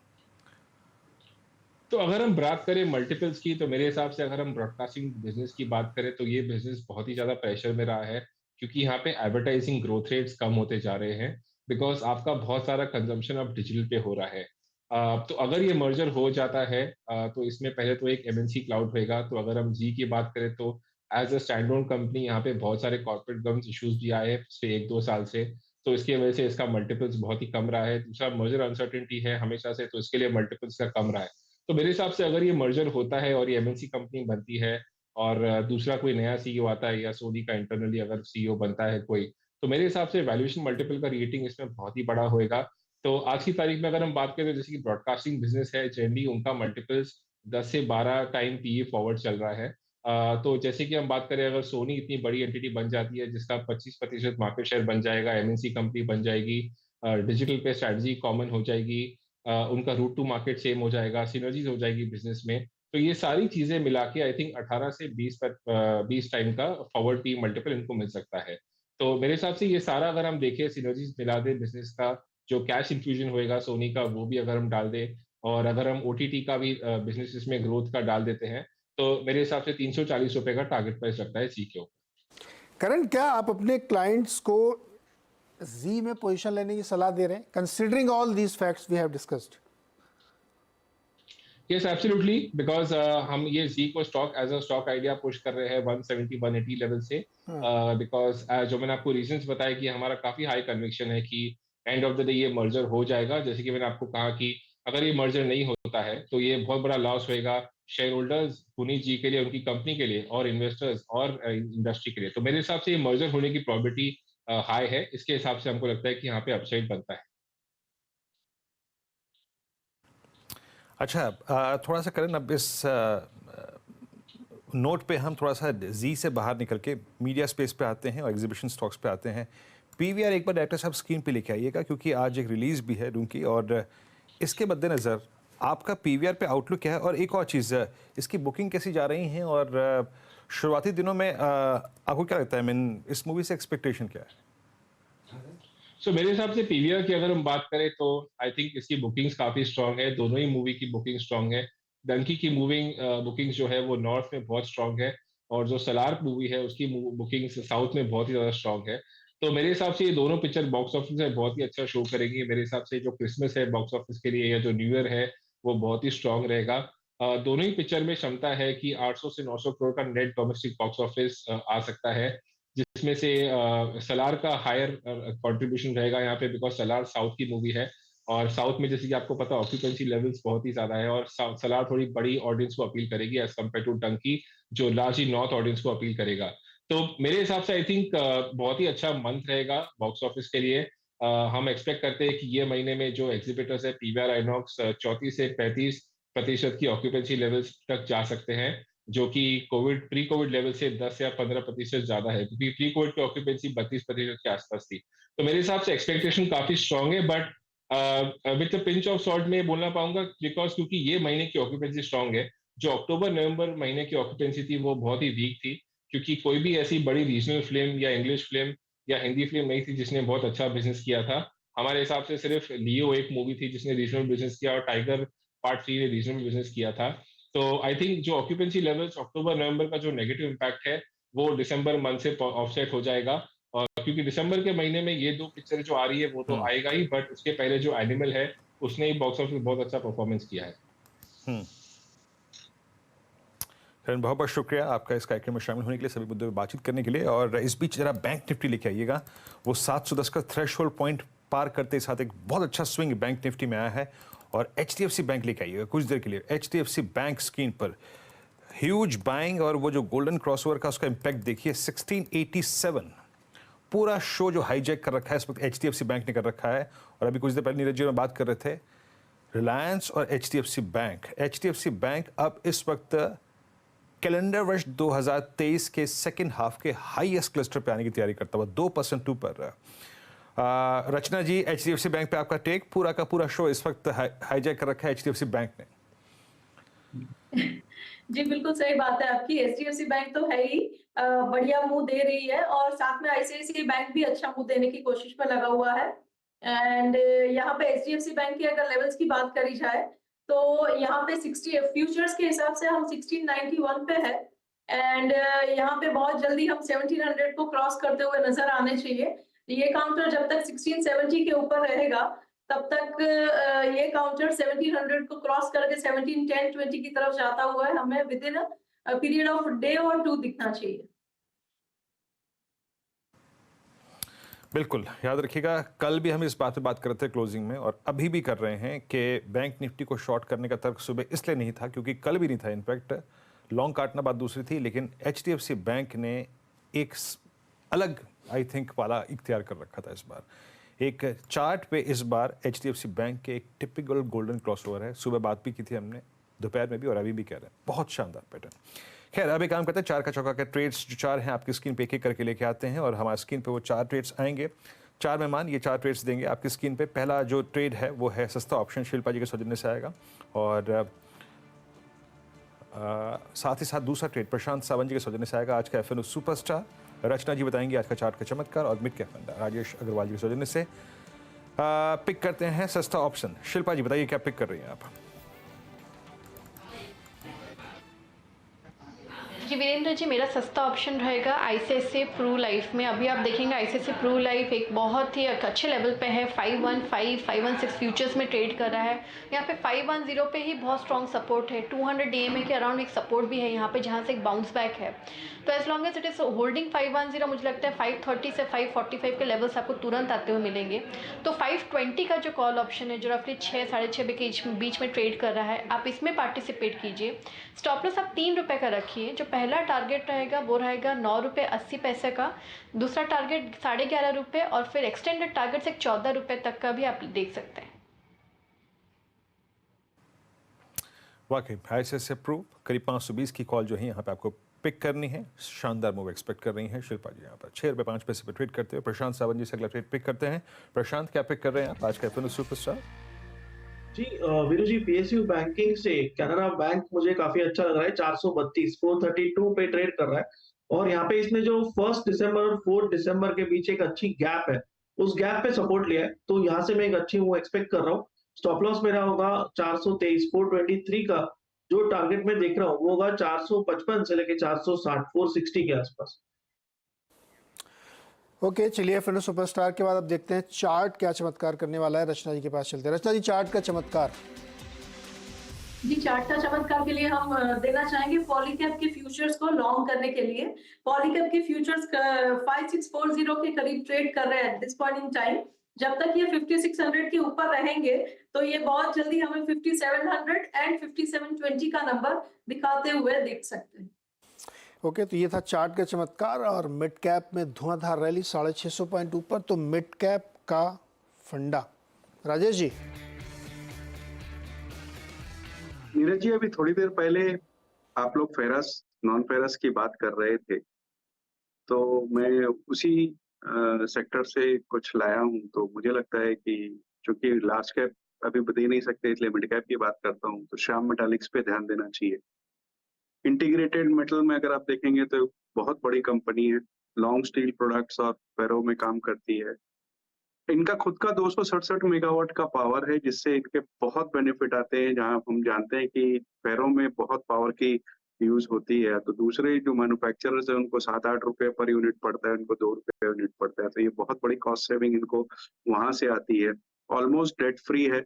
अभी NCLT से इन्होंने रामस्वरूप और एक मित्तल की कंपनी ली है, जिससे इनकी कैपेसिटी एक्सपेंशन हो जाएगी, और उसके अलावा भी ये कैपेसिटी एक्सपेंड कर रहे हैं। कुछ प्रीमियम प्रोडक्ट्स में जैसे कि वायर रॉड्स और डक्टाइल आयरन में जा रहे हैं, जिससे मार्जिन्स बहुत बेहतर होते हुए नजर आएंगे। बैलेंस शीट बहुत स्ट्रांग है। मैं समझता हूँ कम से कम 15 से 20% की मूव ये आने वाले 6 महीने में बिल्कुल दे सकती है। तो इसे एक्यूमुलेट करने की राय है। ओके तो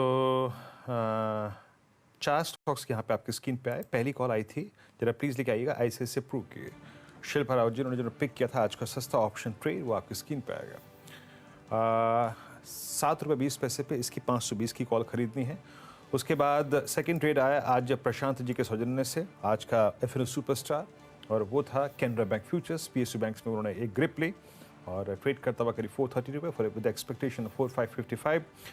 रचना जी का आज का जो चार्ट का चमत्कार ट्रेड था वो था पॉलीकैब 5616। सुबह आज हर्षा और मैंने इस पर डेडिकेटेड डिस्कशन किया था, स्पेशली जब एस्ट्रल में 2 दिन में सॉफ्टनेस थी। आज उसका एक स्ट्रॉन्ग इम्पैक्ट, एक इन्वर्स इम्पैक्ट हमको पॉलीकैब में नजर आया। 5720 का अगर आप देखें लक्ष्य यहाँ पे है। और आखिरी ट्रेड जो अभी कुछ देर पहले राजेश जी ने आज मिड कैप फंडा में मिड कैप्स में बताया, वो था आज श्याम मेटालिक्स। बट राजेश अग्रवाल जी, एक पूछूं प्रश्न आपसे, और आज लीडर ने लीडर की तरह परफॉर्म किया। जब पशुपेश था आज सुबह, भाई क्या करें, look at HDFC bank 1688 CY 23 के सेकंड हाफ के हाईएस्ट लेवल पे क्लोज होता हुआ। आपका व्यू इस वक्त राजेश जी आज इस दिग्गज पर? हम इस पर बेहद बुलिश। लोगों का कहना है कि साल भर से कुछ करके नहीं दिया। मैं कहता हूं कि आप थोड़े से इतिहास में जाओ पीछे और देखो ITC ने कितने वर्ष कुछ करके नहीं दिया था। मुझे लगता है HDFC बैंक की परफॉर्मेंस वैसी ही होगी। कब होगी ये मैं नहीं जानता, बट फंडामेंटली बहुत स्ट्रांग बैंक है। दुनिया का एक लार्जेस्ट बैंक कहा जा सकता है। एसेट क्वालिटी स्टेबल है। NIM देखो तो 3.4% के आसपास आए हैं। जो इनकी सब्सिडेरी है लाइफ में, AMC में, एर्गो में, सिक्योरिटीज में, सब अच्छा काम कर रही है। Q2 के अपडेट देखेंगे तो एडवांसेस 58% के आसपास बढ़े थे, डिपॉजिट 30% के आसपास बढ़े थे। मैनेजमेंट ने कहा कि थोड़े छोटी अवधि में दिक्कत हो सकती है और लोगों को ये चिंताजनक लगा। अरे आपको ये सोचना पड़ेगा कि ये ऐसा बैंक है जो आने वाले दिनों में 80,000 करोड़ रुपए की प्रॉफिट डिक्लेयर करेगा। 50 बिलियन के आसपास का लोन, $50 बिलियन के आसपास का लोन हर साल देगा। तो ऐसे हालात में मैं समझता हूँ एक बहुत अच्छी अपॉर्चुनिटी है लॉन्ग टर्म के निवेशकों को इसमें निवेश करने के लिए। ओके, HDFC बैंक एक शानदार बेहतरीन रिटर्न, 11% का रिटर्न तो रिसेंटली ये दे चुका है और आज भी करीब करीब 2% की मजबूती। और एक्चुअली मार्केट को इसी ने हुक करके रखा है, लेकिन अब वक्त है ये जानने का कि डीलिंग रूम में क्या चल रहा है विद मोटा भाई, क्या चल रहा है मोटा भाई? तो आज अगर हम देखें ना नीरज जी, तो ये डायग्नोस्टिक स्टॉक्स में जो है वो जोरदार तेज़ी है। देखिए मार्केट में एक फियर येस्टरडे से था कि भाई कोविड के केस बढ़ रहे हैं और बहुत ज़्यादा तेज़ी से फैल रहा है, शायद इसीलिए मार्केट गिर गया। ऐसा कुछ है नहीं। लेकिन हम इंडिया की बात करें तो बहुत दिनों बाद एक पॉजिटिविटी रेट जो है कोविड की वो बढ़ती हुई दिखाई पड़ रही है कुछ राज्यों में। अगर हम केरला की बात करें तो 600 जो कुल केस आए हैं इंडिया में, उसमें से 300 केस यानी 50% जो केसेस हैं वो केरला से आते हुए आपको दिखाई पड़ रहे हैं। और जो JN1 वेरिएंट है, अब तक ज़्यादातर केस उसी पर्टिकुलर वेरिएंट से आपको आते हुए दिखाई पड़ रहे हैं। महाराष्ट्र, झारखंड, कर्नाटक की बात करें तो यहाँ तेज़ी से आपको कोविड के जो केसेस है बढ़ते हुए दिखाई दे रहे हैं, पॉजिटिविटी रेट बढ़ती हुई दिखाई दे रही है, जिसकी वजह से जो प्राइवेट कोविड टेस्टिंग है, क्योंकि देखिए विंटर का सीज़न है, दिसंबर में पीक सर्दी होती है और सर्दी के कारण फ्लू का सीज़न होता है, तो ऐसे भी टेस्टिंग एक्टिविटी पिकअप हो जाती है। और शायद बाजार को ये चीज़ की भनक लग गई और शायद इसीलिए थायरोकेयर, मेट्रोपोलिस, डॉक्टर लाल, कृष्णा डायग्नोस्टिक, ये सभी के सभी डायग्नोस्टिक शेयर्स में आज आपको अच्छी खासी तेज़ी देखने को मिल रही है। हालांकि केरला हेल्थ मिनिस्टर की अगर हम बात करें तो उनका एक जो बयान आया वो ये है कि कोई कंसर्न नहीं है, क्योंकि हॉस्पिटल्स में सफिशिएंट इंफ्रास्ट्रक्चर है कोविड के केसेस को रिजॉल्व करने के लिए, तो कोई पैनिक की सिचुएशन नहीं है।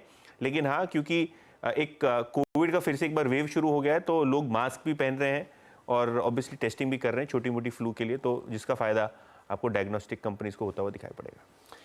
बिल्कुल, डायग्नोस्टिक्स कंपनीज पिछले एक दो दिनों से रडार पे हैं और अगर आप नज़र भी डालें तो सब में एक बढ़िया मोमेंटम बनता हुआ देखने को मिला है, चाहे वो मेट्रोपोलिस हो, थायरोकेयर हो या तमाम और दूसरी छोटी छोटी जो बहुत विजय डायग्नोस्टिक्स है, इस तरह की तमाम कंपनीज में एक बड़ा स्ट्रॉन्ग मोमेंटम बना। हालांकि ये वेरिएंट ऑफ इंटरेस्ट है, वेरिएंट ऑफ कंसर्न नहीं है, इसलिए बहुत घबराने परेशान होने की ज़रूरत नहीं। लेकिन हाँ, टेस्टिंग तो करानी पड़ेगी। अब कोई भी वेरिएंट हो तो आप टेस्ट कराएंगे, पैसे लगेंगे, इसलिए वो स्टॉक में एक अच्छा मूवमेंट देखने को मिल रहा है। मानस, इसमें अभी इस वक्त अगर किसी को पोजीशन लेनी हो इस खबर को देखने के बाद, तो कौन सा स्टॉक डायग्नोस्टिक सबसे अच्छा लग रहा है आपको? देखिए सबसे अच्छा तो डेफिनेटली मेट्रोपोलिस लग रहा है, क्योंकि यहाँ पर ब्रेकआउट क्लियर है। जो 1700-1705 का जो रेंज था स्टॉक ने उसको ब्रीच किया है। वॉल्यूम्स काफी बेहतर देखने को मिल रहे हैं। तो अगर ट्रेड लेना होगा तो मेट्रोपोलिस पे ही ट्रेड लेना होगा। स्टॉप लॉसेस 1674 के नीचे रहेंगे और टारगेट आई थिंक अब आपको 1750 से पहले टारगेट 1750 का होगा, उसके ऊपर 1775 तक के टारगेट्स आपको मेट्रोपोलिस में देखने को मिल सकते हैं। ओके, तो टॉपिक है मेट्रोपोलिस हेल्थ केयर और इसको ही ले सकते हैं अगर इस खबर के तवज्जो के अंदर में देखें तो। चलिए बातचीत करते हैं बिग मार्केट वॉइस में। और आज बहुत सारे सेक्टर्स में रिकवरी देखने को मिली है। मार्केट में हुआ क्या, कहाँ नज़र होनी चाहिए, इन सब पे हम बातचीत करेंगे एडलवाइस म्यूचुअल फंड के CIO इक्विटी त्रिदीप भट्टाचार्य से। त्रिदीप सर, बहुत बहुत स्वागत है। नमस्कार सर, पहले तो ये बताइए कल क्या हुआ, क्या था कल? देखिए, कभी जब मार्केट अनइक्विवोक एक तरफा मूव करता है, हाँ। तब थोड़ी सी हलचल होने पे थोड़ा सा झटका एक आता है। कल वैसा ही हुआ। तो वैसे अगर आप उसको रीजन एट्रीब्यूट करना चाहें तो आई थिंक जो RBI का NBFC की तरफ थोड़ा एक रेगुलेशन आया, उसकी बात आ रही थी। एक जो रेड सी को लेके जो एक कंट्रोवर्सी बनी है, उसको वो एक दूसरा कारण था। और तीसरा, ये जो कोविड में सिंगापुर में थोड़ी बहुत नर्वसनेस हो रही है, उसका इम्पैक्ट वाया चेन्नई अगर कुछ आ जाए तो उसको लेके थोड़ी बहुत हलचल थी। पर मेरे ख्याल में मैं उन पे ज्यादा ना ध्यान देते हुए इस पे देता हूँ कि एक तरफा रैली चल रही थी, थोड़ा सा प्रॉफिट बुकिंग आया और वो आपको देखने को मिला। जी त्रिदीप सर, एक बार पिछली बार भी ऐसा ही हुआ था, बहुत तेज़ गिरावट आई मिड कैप में और उसके बाद शार्प रिकवरी दिखी, लगभग थोड़ी मतलब आधी के आसपास तो आप कह सकते हैं। 700 पॉइंट की रिकवरी मिड कैप इंडेक्स में आज फिर दिख रही थी। मतलब डर खत्म हो गया क्या? देखिए, अभी फिलहाल डर तो कल दोपहर को डर तो नजर आया था, ऐसा नहीं है कि डर खत्म हो गया है। लेकिन हाँ, ये है कि अगर आप जो पिछले क्वार्टर के अर्निंग सीजन के नंबर्स देखें, मिड और स्मॉल कैप के नंबर्स तो अच्छे आए हैं अभी भी। और ऊपर से जो आपके ऑफ लेट पिछले 1-1.5 महीने में FII का फ्लो भी थोड़ा पॉजिटिव हुआ है। नेट मेरे हिसाब से डर, और तीसरी बात ये कि एक जो मैक्रो डर बना हुआ था मार्केट में कि इलेक्शन रिलेटेड रिस्क है, उसमें वोलेटिलिटी आ सकती है। वो 3 जो स्टेट की इलेक्शंस है उसमें भी थोड़ी बहुत रियायत मिली। तो मेरे ख्याल में ये सब देखते, इन सब को ध्यान में रखते हुए मार्केट है जहाँ पे है। आगे मेरे ख्याल में जब अगले 1 साल को देखते हैं तो उसमें मुझे लगता है कि हम लोग एंटर करने जा रहे हैं जिसको हम कहते हैं द ईयर ऑफ ट्रांजिशंस। काफी सारे जगह पे अपने को काफी सारी चेंजेस देखने को मिलेगी, तो उसके लिए प्रिपेयर रहना चाहिए। ओके, अच्छा त्रिदीप जी, आज HDFC बैंक का अगर आप देखें, सबसे ज़्यादा अगर आप देखें प्रभाव है इस ट्रेडिंग सेशन में। ये जो मीनिंगफुल पुल बैक स्टेबिलिटी जो आज आई है 21,000 के लेवल से, उसमें HDFC बैंक का बहुत महत्वपूर्ण योगदान है।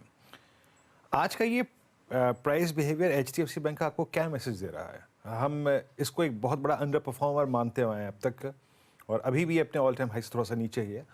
आपका आइसोलेशन में अगर HDFC बैंक में कुछ व्यू हो इस वक्त तो बताइए प्लीज। स्टॉक स्पेसिफिक व्यू तो मैं कमेंट नहीं कर सकता, बट मैं ये कहूंगा कि जो फिनेंशियल्स, जैसे देखिए आज के देश में, इंडिया के मार्केट में बहुत बड़ा एक सेगमेंट है, उसमें एक सब सेगमेंट है लेंडिंग फाइनेंशियल्स। तो हम लोग लेंडिंग फाइनेंशियल्स को लेकर के अच्छा खासे पॉजिटिव है। और हम पॉजिटिव इसलिए हैं क्योंकि हमको लगता है कि ओवरऑल इसमें जो एसेट क्वालिटी की चिंताएं थी मार्केट को पिछले 2-3 साल में, ये चले गया है। और जो क्रेडिट ग्रोथ का आंकड़ा है वो इम्प्रूव हुआ है। तो इसमें जो अगर आप कुछ बड़े बैंक्स देखें जो कि मर्जर से होते हुए आ रहे हैं, उनका पिछले 1 साल में बिजनेस मोमेंटम थोड़ा सा स्लो डाउन होता रहा है, क्योंकि जब मर्जर हो रही थी तब ध्यान टॉप मैनेजमेंट का थोड़ा बटा हुआ था। ये मेरे ख्याल से अगले 1-2 क्वार्टर में शायद ग्रोथ की तरफ हो। इसलिए ओवरऑल हम लोग लेंडिंग फाइनेंशियल्स में और पर्टिकुलरली लार्ज कैप बैंक्स में थोड़ा पॉजिटिव रुख पे हैं। हमें लगता है कि जैसे अगर मान लीजिए इंटरेस्ट रेट का माहौल थोड़ा 2024 में कम होता है, तो उसमें बैंक्स थोड़ा बेहतर करने के फिराक में है। उनका अच्छा खासा अर्निंग्स अपग्रेड हो सकता है। तो और साथ में फाइनल में ये कहूँगा कि अगर इनकी वैल्यूएशंस देखें तो ये बैंक्स और लार्ज कैप बैंक्स एक ऐसी जगह है जिनका कि पिछले 10 साल के एवरेज से वैल्यूएशन अभी भी सस्ते हैं। सो वैल्यूएशन सस्ता है, अर्निंग्स मोमेंटम बेहतर है, ग्रोथ आ रही है। तो इसलिए I think it is only a matter of time कि इनकी तरफ लोगों का ध्यान जाए। तो उसका नतीजा आपको देखने को मिला पिछले कुछ दिनों में। अच्छा, हाँ, प्रदीप जी, इसमें कोई राय नहीं है कि आज मिड कैप में भी स्ट्रॉन्ग पुल बैक है, और मिड कैप में एक दो थीम्स जो बहुत अच्छी कर रही हैं, उसमें आपका रेलवेज आज एक बार फिर से स्ट्रॉन्ग मूव देता है, आप कॉपर स्पेस, मतलब स्पेशली मेटल्स, हॉस्पिटल स्टॉक्स बहुत अच्छा कर रहे हैं, डायग्नोस्टिक्स बहुत अच्छा कर रहे हैं। अपने आप को, हमारी चर्चा को थोड़ी देर तक, कुछ देर के लिए यहीं पर रखते हैं। डायग्नोस्टिक और फार्मा और हॉस्पिटल स्टॉक्स पे सबसे स्ट्रॉन्ग कन्विक्शन आपका कहाँ पर है इस वक्त? हिसाब से डोमेस्टिक फार्मा एक ऐसी जगह है जहां पे अभी भी कुछ कंपनी अच्छे वैल्यूएशंस पे हैं, और वहां की ग्रोथ जो है वो अभी भी बेहतर है। हॉस्पिटल्स में, और ये हमारा सेकुलर पिक होगा, पर इंक्रीमेंटली अगर मैं पिछले 3 से 6 महीने में देखूं कि हमने पोर्टफोलियो में कहाँ ऐड किया है, तो हमने हॉस्पिटल्स में ऐड किया है, क्योंकि कुछ एक हॉस्पिटल्स जो हैं उसमें डायग्नोस्टिक का भी एक प्ले बन जाता है, और जो इंडिया की अंडर पेनिट्रेशन है हॉस्पिटल्स के मामले में, वो भी काफी हद तक एक सेकुलर स्टोरी है। सो ये दोनों का मिला जुला हाल देख करके हॉस्पिटल्स में हम सबसे ज्यादा पॉजिटिव हैं, उसके बाद हमारा डायग्नोस्टिक्स आएगा, और फिर डोमेस्टिक फार्म आएगा। तो ये सीक्वेंस में हम देखते हैं फार्मा सेक्टर को। ओके, प्रदीप सर, मार्केट बड़ा फॉरवर्ड लुकिंग होता है, तो उसने बहुत सारी चीज़ें आगे देख ली होंगी, जैसे मोदी जी का री इलेक्शन, यूएस फेड में रेट कटेंगे ही कटेंगे, एसआईपी का फ्लो कभी घटेगा नहीं, 17,500 18,000 तक रहेगा, जो कंजम्पशन ड्राइवन थ्योरी चल रही है के शेप वाली, वो भी इंटैक्ट है बिल्कुल, और पीएसयू की लीडरशिप बरकरार रहेगी। इसमें से कोई एक चीज़ है जो आपको लगता है कि वो रिस्क पोज कर सकता है? आई थिंक सबसे बड़ा रिस्क तो मेरे ख्याल से 2024 का इलेक्शन ही है। कि इंडिया की इलेक्शन तो सबको पता है, बट एक बात ध्यान देने के लायक है कि all over India about 40% of global GDP जो है, ये सारे जगहों पे इलेक्शन है अगले साल। सो केवल इंडिया में ही नहीं, इंडिया, यूएस, यूके, ताइवान, ये सब काफी जगहों में इलेक्शंस होने के चलते पहले 3 से 6 महीने में आपको election noises, election related promises काफी कुछ देखने को मिलेगा। और जब ऐसा होता है तब मार्केट में वॉलेटिलिटी एक आम बात है कि हो जाए। कुछ कुछ जगहों में ऐसे हैं कि अगर हार्डलाइन गवर्नमेंट्स आ जाएं तो जियोपॉलिटिकल सिचुएशन थोड़ी सी कठिन हो सकती है। तो मेरे ख्याल से अगले 3 से 6 महीने में अगर सबसे बड़ा रिस्क लगता है तो वो 2 या 3 है। पहली बात तो एडवर्स पॉलिटिकल आउटकम, जो ध्यान में रखने की बात है। दूसरा ये कि अगर ये जियोपॉलिटिक्स फ्लेयर अप हो गया, तो ऑयल अगर $100 के ऊपर चला जाए, तो ये मेरे ख्याल से मार्केट इसके लिए अभी प्रिपेयर्ड नहीं है। और तीसरी बात मैं ये कहूंगा कि पिछले दिसंबर में अपने को एक थोड़ी सी रैली देखने को मिली, जब फेड ने कहा कि अब हो गया, रेट इंक्रीज हमारा खत्म होने को है। उसका अगर काउंटरी एविडेंस अपने को देखने को मिला, तो ये तो आपको मार्केट में एक अच्छा खासा वॉलेटिलिटी देखने को मिलेगा। तो ये 3 चीजें जो है मेरे ख्याल से, जिसमें कि 2 ग्लोबल हैं और 1 इंडियन है, ये इन्वेस्टर्स को थोड़ा सा ध्यान में रखना चाहिए अगले 3 से 6 महीने में। दुनिया के 40 देशों में चुनाव है सर, अमेरिका, भारत से लेकर के तमाम, तो 40 कंट्रीज अंडर गोइंग इलेक्शंस। अच्छा, इंडिया स्पेसिफिक एक सवाल मेरा ये, पीएसयू की लीडरशिप जारी रहेगी सर? ऐसा लगता है कि पीएसयू मतलब रुक ही नहीं रहे कहीं पे, चाहे जिस सेक्टर के पीएसयू उसको आप देखिए। आप लोग पसंद करते हैं इनको? इसका थोड़ा सा एक लंबा उत्तर दूंगा, थोड़ा सा सुनिएगा। वो ये कि देखिए, इंडिया में हो गया रहा है कि जो अर्निंग्स आ रही है कंपनीज की, ये ब्रॉड बेस होती जा रही है।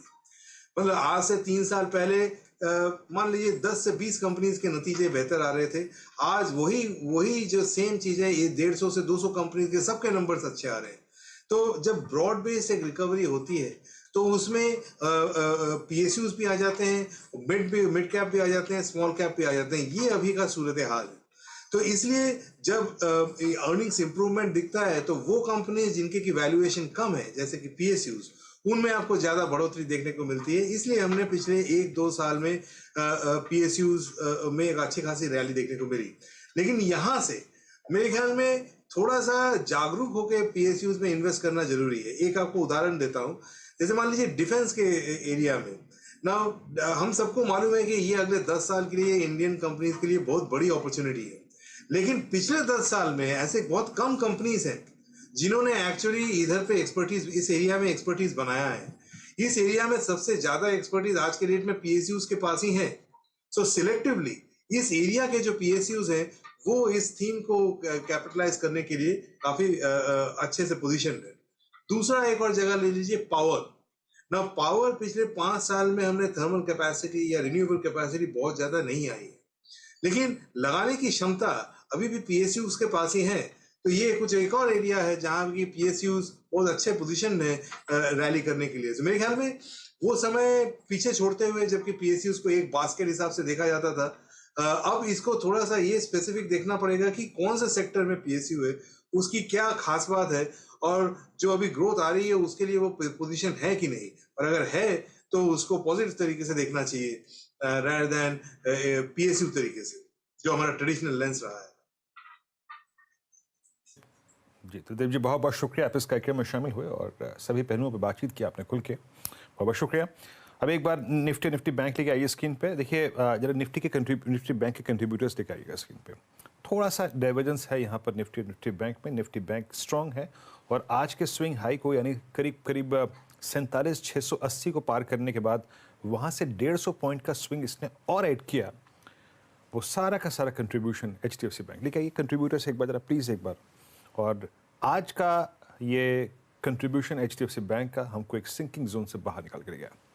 पूरा जो गेम है आज it's all about HDFC bank और HDFC बैंक। और वहीं अगर आप निफ्टी को देखें तो अभी तक वो उस थ्रेशहोल्ड पॉइंट को जो कि आज का एक्सपायरी का कॉल राइटर का जोन था नहीं पार कर पाया 21,300, इसीलिए कि बाकी मतलब वो सारा का सारा एक्शन था बैंक में और HDFC बैंक में। अब आते हैं कुछ ट्रेड्स को पिक करते हैं, BTST ट्रेड्स। शुरुआत करते हैं रचना जी से। रचना जी अच्छा पहले बताइए रचना जी, आप इंडेक्स को कैरी करेंगे अगर दोनों में से किसी को, तो क्या ट्रेड होगा वो, और उसके बाद अपना स्टॉक स्पेसिफिक ट्रेड बताइएगा। जी, अगर पहले इंडेक्स की बात करूं अगर मैं कैरी करूंगी तो मैं बैंक निफ्टी को कैरी करूंगी, क्योंकि bank Nifty is looking stronger than Nifty at this point in time. और यहाँ पे इनको लेग्स प्रोवाइड करने वाले काउंटर एक से ज्यादा है। HDFC बैंक के साथ साथ कोटक बैंक भी बहुत ही तगड़ी ताकत दिखा रहा है यहाँ पे। तो कैरी करने के लिए 48,160 के 170 के आसपास बैंक निफ्टी के फ्यूचर्स है, जो बहुत ही जल्दी 48,250 एंड 48,400 की तरफ जाते हुए हमें कंटिन्यूएशन में दिख सकते हैं। सो इंडेक्स में बैंक निफ्टी रहेगा। एंड दूसरा जो मेरा BTST ट्रेड यहाँ पे रहेगा that would be in Godrej properties. Godrej properties ने भी आज बहुत ही शानदार प्रदर्शन दिखाया है एंड इंपॉर्टेंट रेजिस्टेंसेस को इस टाइम पे वो टेक आउट करने की कोशिश में लगा है। तो फ्यूचर्स के हिसाब से अगर ये काउंटर 1940 को होल्ड करता है एज ए स्टॉप लॉस, तो ऊपर वाली साइड पे बहुत ही जल्दी 1970 एंड 85 की तरफ जाते हुए हमें फ्यूचर्स पे नजर आ सकता है। So Godrej Properties is a long. Godrej Properties आपका एक लॉन्ग ट्रेड है। और शिल्पा जी आपका ट्रेड क्या रहेगा कल के लिए, मॉर्निंग के लिए, फ्राइडे? जी मेरा BTST मुझे पावर ग्रिड में अच्छा लग रहा है। अगेन द सेम पैटर्न के जहाँ पे 229/200 DMA के अच्छा खासा सपोर्ट लिया है और अपने गेज को प्रोटेक्ट कर रहा है, एकदम अपसाइड में ही इसका क्लोजिंग में हायर साइड की तरफ है। तो मुझे लगता है यहाँ पे 230 के स्टॉप लॉस से पावर ग्रिड में एक लॉन्ग लिया जा सकता है फॉर टारगेट्स ऑफ 238 से 241। मानस आपका क्या होगा BTST ट्रेड? देखिए BTST के लिए गोदरेज CP पे ध्यान है। गोदरेज CP में खरीदारी कर सकते हैं क्योंकि एक फ्रेश ब्रेकआउट देखने को मिला है। तो यहाँ इसके फ्यूचर में खरीदारी करिए, 1064 का स्टॉप लॉस लगाना है और 1095 के टारगेट सेट करने हैं गोदरेज CP के फ्यूचर में। गोदरेज कंज्यूमर में BTST ट्रेड है। रुचित आपका ट्रेड क्या होगा? PSU स्पेस में से NTPC में खरीदारी की सलाह रहेगी।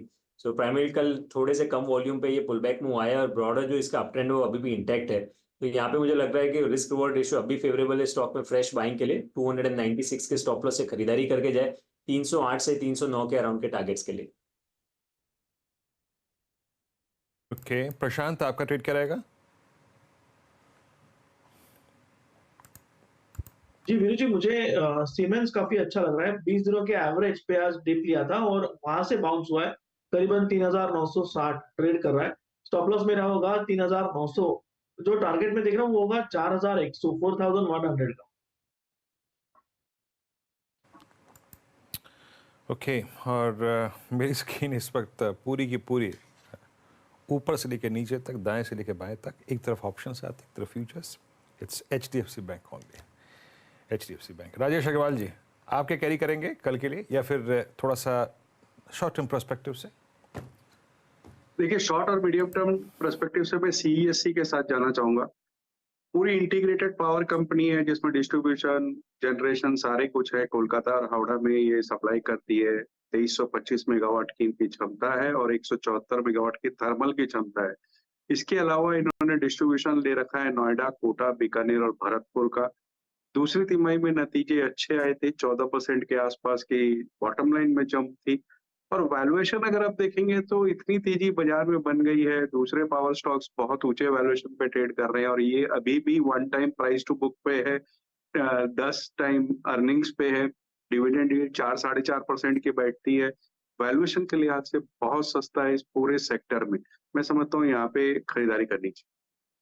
राजेश जी, एक मेरा सवाल है आपसे, ये CESC के संदर्भ में, जो कि आपके इलाके की कंपनी है, इनका जो ग्रेटर नोएडा वाला डिस्ट्रीब्यूशन वाला काम है उसमें कुछ रिन्यू वाला इशू चल रहा है, तो उसका अपडेट क्या, मुझे पता नहीं चल पाया अभी।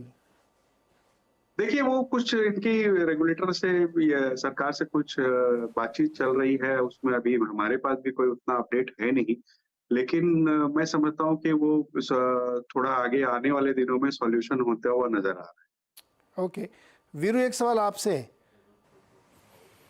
अभी निफ्टी तो पहुंचा नहीं 290 310 जो आप ने मुझे बताया था,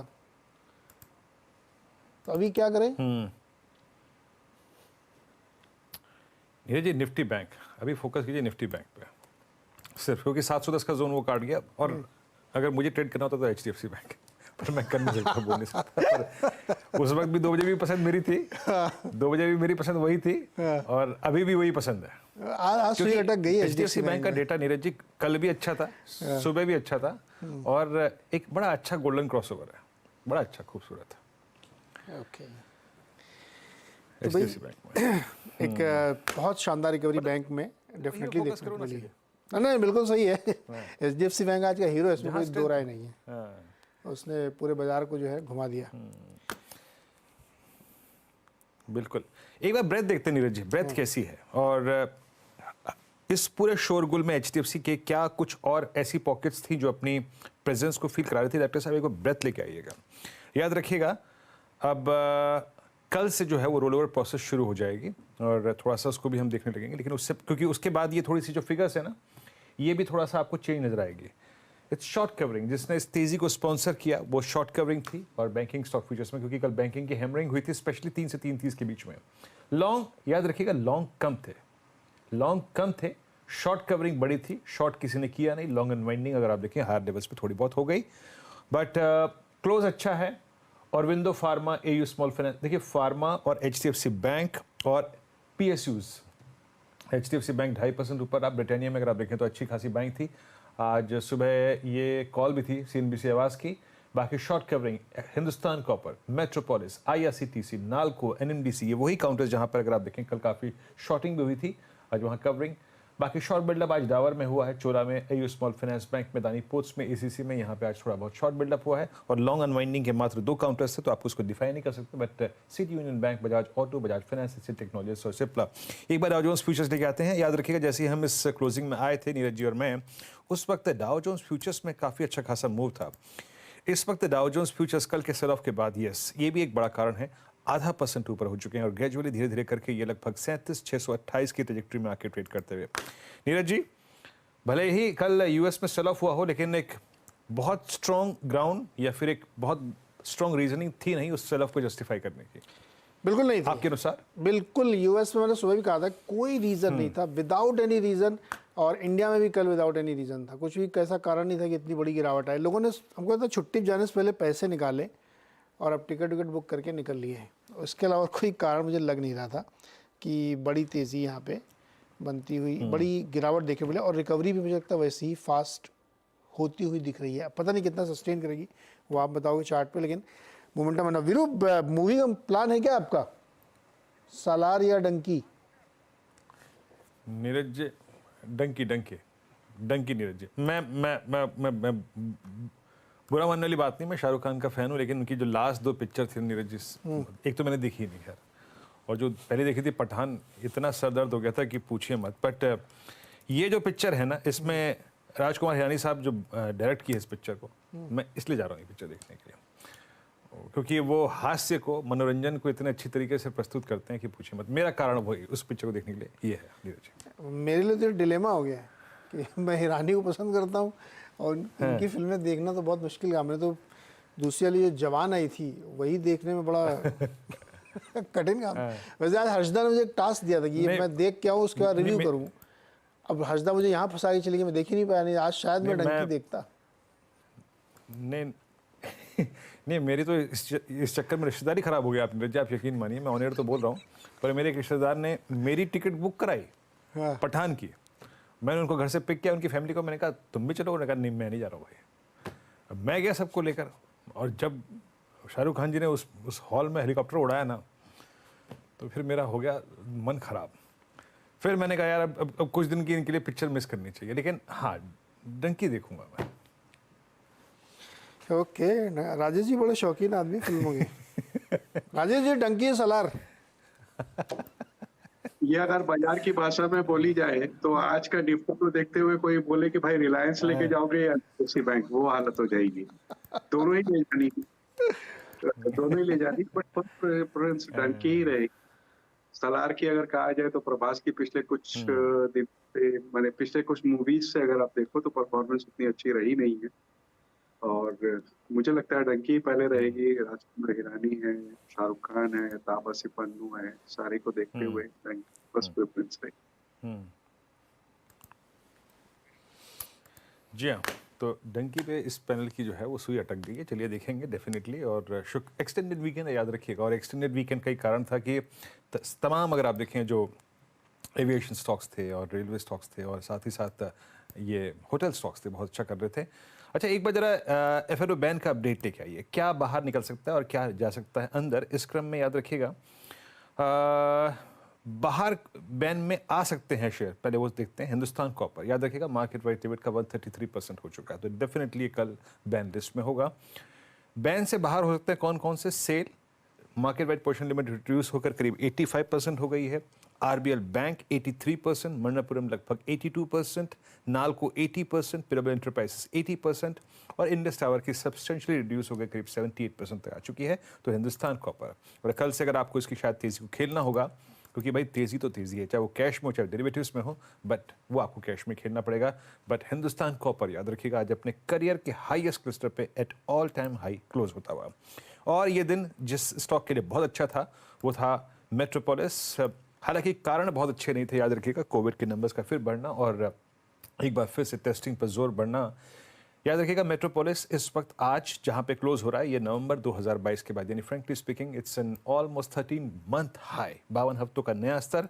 उसके बाद अगर आप आईआरसीटीसी को देखें, अपने कल के सारे लॉसेस को लगभग 80% इसने कंपनसेट कर लिया। अच्छा क्लोज। और मेटल्स में ही नालको आज अच्छे क्लोज की तरफ बढ़ता हुआ 111.40 पे आता हुआ, और स्टेबिलिटी काफ़ी अच्छी खासी थी बीएचएल में लौटी, और कल बहुत शार्प सेल ऑफ था सेकंड हाफ में, इसमें 180.65 के आसपास क्लोज होता हुआ। और ये दिन जिसके लिए खराब रहा उसमें 2-3 स्टॉक फ्यूचर्स थे, वो था एक एक्सिस बैंक। हालांकि डेलो से एक सब्सटेंशियल रिकवरी है, अच्छी रिकवरी है, शॉर्ट कवरिंग है, बट अभी भी करीब 1099 पे ये 20 डे एक्सपोनेंशियल एवरेज के आसपास क्लोज होने की तैयारी करता हुआ। एक स्टॉक और जिस पर शायद मैं एक व्यू लेकर जरूर जाऊंगा, जिसको कैरी करना है या नहीं करना है, प्रशांत ग्लेनमार्क 823। फार्मा स्टॉक्स में आज मूव अच्छा था, इंडेक्स अच्छा बिहेव कर रहा था। अच्छा प्रशांत है नहीं मेरे ख्याल से। रचना जी, ये ग्लेनमार्क पे आपका व्यू या फिर किसी और फार्मा काउंटर पे? जी ग्लेनमार्क में मूवमेंट आज सुबह से ही बहुत बढ़िया रही है, एंड मेरे हिसाब से यहाँ पे करंट लेवल्स 823 है फ्यूचर्स के हिसाब से, और मुझे ये लग रहा है कि यहाँ पे 829.30 तक का लेवल तो बहुत ही जल्दी आ सकता है, maybe by tomorrow itself. और एक बार ये 830 निकल गया तो then the counter will start the move towards 845 and 847। यहाँ पे कंटिन्यूएशन के पूरे चांसेस है। कल की सारी ही गिरावट इस काउंटर ने आज के एक्शन से ऑलमोस्ट रिकवर कर ली है, and that brings us to a strong support, जहां से आज सुबह रिकवरी शुरू हुई है।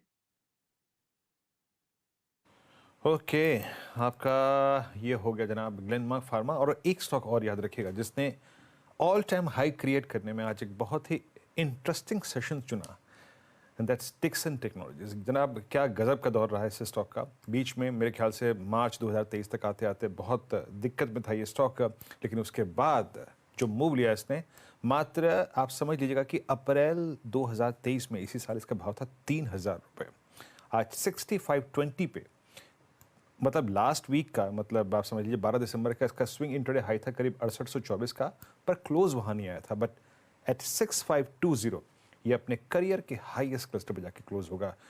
मानस के मुताबिक अब इसके लिए कौन सा जोन खुल गया है अगर मैं कैरी कर रहा हूँ तो लॉन्ग साइड पे?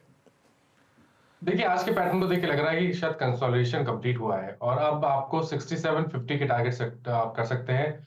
करंट लेवल्स पे अगर आप खरीदारी कर रहे हैं तो आपके जो स्टॉप लॉसेस हैं वो 6409 के रहेंगे। ओके, कुछ स्टॉक्स पर नजर डाली भी, हिंदुस्तान कॉपर की चर्चा भी और मानस ने इसमें कहा भी था स्टॉक 10-10.5% ऊपर, और क्या वॉल्यूम है इसमें, करीब करीब जो है 6.5 करोड़ का वॉल्यूम है। जेंसार टेक्नोलॉजीज 10% ऊपर, BML 8.5% ऊपर है। अच्छा, IRCT से भी किसी ने एक पिक भी दी थी, वो बहुत शानदार और बहुत ह्यूज वॉल्यूम्स है इसमें। मुझे BML में कॉल बताइए क्या चल रहा है इसमें, 2728 रुपये के आसपास ट्रेड करा, 8.5%, वॉल्यूम भी 11-12 लाख का हो चुका है। मानस BML ठीक लगता है आपको? तो देखिए BML में तो एक क्लियर कट ब्रेकआउट है। कल जरूर हमें प्रॉफिट बुकिंग देखने को मिली, लेकिन 20 डे मूविंग एवरेज पे सपोर्ट लेके स्टॉक ने वापस वी शेप रिकवरी में जो 2720 का हर्डल था उसको क्रॉस किया है। तो मेरा समझना है कि स्टॉक में अभी भी करीब 200 से 250 रुपए का आपको स्टॉक दिखा सकता है। 3000 के आपको टारगेट सेट करने हैं। करंट लेवल पे खरीदारी कर रहे हैं तो 2639 का आपको स्टॉप लॉस लगाना है। और कुछ स्टॉक जहां पे गिरावट भी है उसका जिक्र कर देते हैं। City union bank, Prestige estate, supreme, Indian bank, Mahindra holidays, अभी हम लोगों ने चर्चा भी की थी, कल्पतरु प्रोजेक्ट्स, बजाज ऑटो। एक बजाज ऑटो मुझे कॉल किया शिल्पा जी, बजाज ऑटो ने एक बहुत अच्छा मोमेंटम दिखाया, हाई बनाया, लेकिन अब ऐसा लग रहा थोड़ा फिसल रहा है। कैसा लग रहा है आपको बजाज ऑटो? एक बहुत ही ब्रॉड रेंज में है स्टॉक, 6000 पे सपोर्ट है, 6500 पे रेजिस्टेंस है और स्टॉक एकदम मिडवे है। तो यहाँ पे तो इमीडिएट बेसिस पे कोई व्यू नहीं है। जैसे बोलते हैं ना कभी कभी stock trades in no man's land, वैसा एरिया है, तो थोड़ा अवॉइड करना चाहिए। थोड़ा सपोर्ट की तरफ मिले तो बाय कीजिए, या फिर थोड़ा वेट करते हैं कि 6500 ये डिसाइसिवली क्रॉस करता है, सस्टेन करता है, देन अपसाइड की तरफ जाएंगे। ओके, चलिए अब एक काम करते हैं, फाइनली क्लोज की तरफ बढ़ते हैं। स्क्रीन पे एक बार वॉल लेके आते हैं और कैसा सूरत हाल रहा है इस क्लोजिंग का। अच्छा, निफ्टी बैंक और निफ्टी दोनों ही डे हाईएस्ट क्लस्टर पे आके क्लोज होते हुए, हालांकि अब निफ्टी नहीं वो आखिरी के 30 पॉइंट नहीं पार कर पाया, उसका कारण होगा निफ्टी की एक्सपायरी। बट अगर हमें कल शायद इसके ऊपर एक ओपनिंग मिल जाए तो शायद एक मूव स्ट्रॉन्ग मिले। बट बैंक निफ्टी की क्लोजिंग बहुत शानदार होते हुए। लेके आइए वॉल आपकी स्क्रीन पर, कहाँ से कंट्रीब्यूशन आया और किन किन स्टॉक्स में काफ़ी अच्छा खासा मूव था। दैट्स HDFC बैंक, याद रखिएगा HDFC बैंक जिसने काफ़ी स्ट्रॉन्ग मूव दिया और डे हाई के क्लस्टर पे आके ट्रेड करता हुआ, और उसकी छाप पूरी निफ्टी बैंक पर। Neeraj ji, over to you for closing. बिल्कुल, स्क्रीन आपके सामने, इस पर देखते हैं निफ्टी 21,268 के आसपास चल रहा है। और हम लोग ये उम्मीद कर रहे थे कि अगर ये 290-300 की तरफ जाके क्लोजिंग दे तो बहुत बेटर यहाँ पे होगा, लेकिन लगता नहीं है कि अब वहाँ तक पहुँच पाएगा। लेकिन फिर भी एक बहुत स्ट्रॉन्ग मूवमेंट, स्ट्रॉन्ग रिकवरी, कल की जिस तरीके से मेहम सा था उसको अच्छा निकल के यहाँ पे आता हुआ देखने को मिल रहा है। और वैसे ही आप निफ्टी बैंक में भी देखेंगे तो करीब करीब 400 पॉइंट की रिकवरी है। और आज की जो रैली थी इसको डेफिनेटली, चाहे वो ब्रॉडर मार्केट में हो या बैंक निफ्टी को, लीड किया HDFC बैंक ने। एक मजबूत तेजियाँ दिखाई, IT इंडेक्स से भी थोड़ा सपोर्ट मिला, हालांकि मिड कैप IT में आज अच्छी खासी तेजी बहुत सारे पॉकेट्स में देखने को मिली। मिड कैप इंडेक्स पे देखिए 750 पॉइंट की तेजी है, और यही सबसे ज़्यादा कल पिटा था, करीब 1500 पॉइंट गिरा था। आधा तो आप मान लीजिए, एग्जैक्ट नहीं, लेकिन आधा तो उसने आज थोड़ा सा रिकवर किया, 2% की यहाँ पे रैली देखने को मिली। स्मॉल कैप में भी बहुत स्ट्रॉन्ग रिकवरी, 2% वो इंडेक्स भी ऊपर आता हुआ दिखा। एडवांस डिक्लाइन पे एक नज़र डालिए, 2500 शेयर लगभग मजबूती के साथ कामकाज करें और गिरने वालों की संख्या 600 के नीचे है।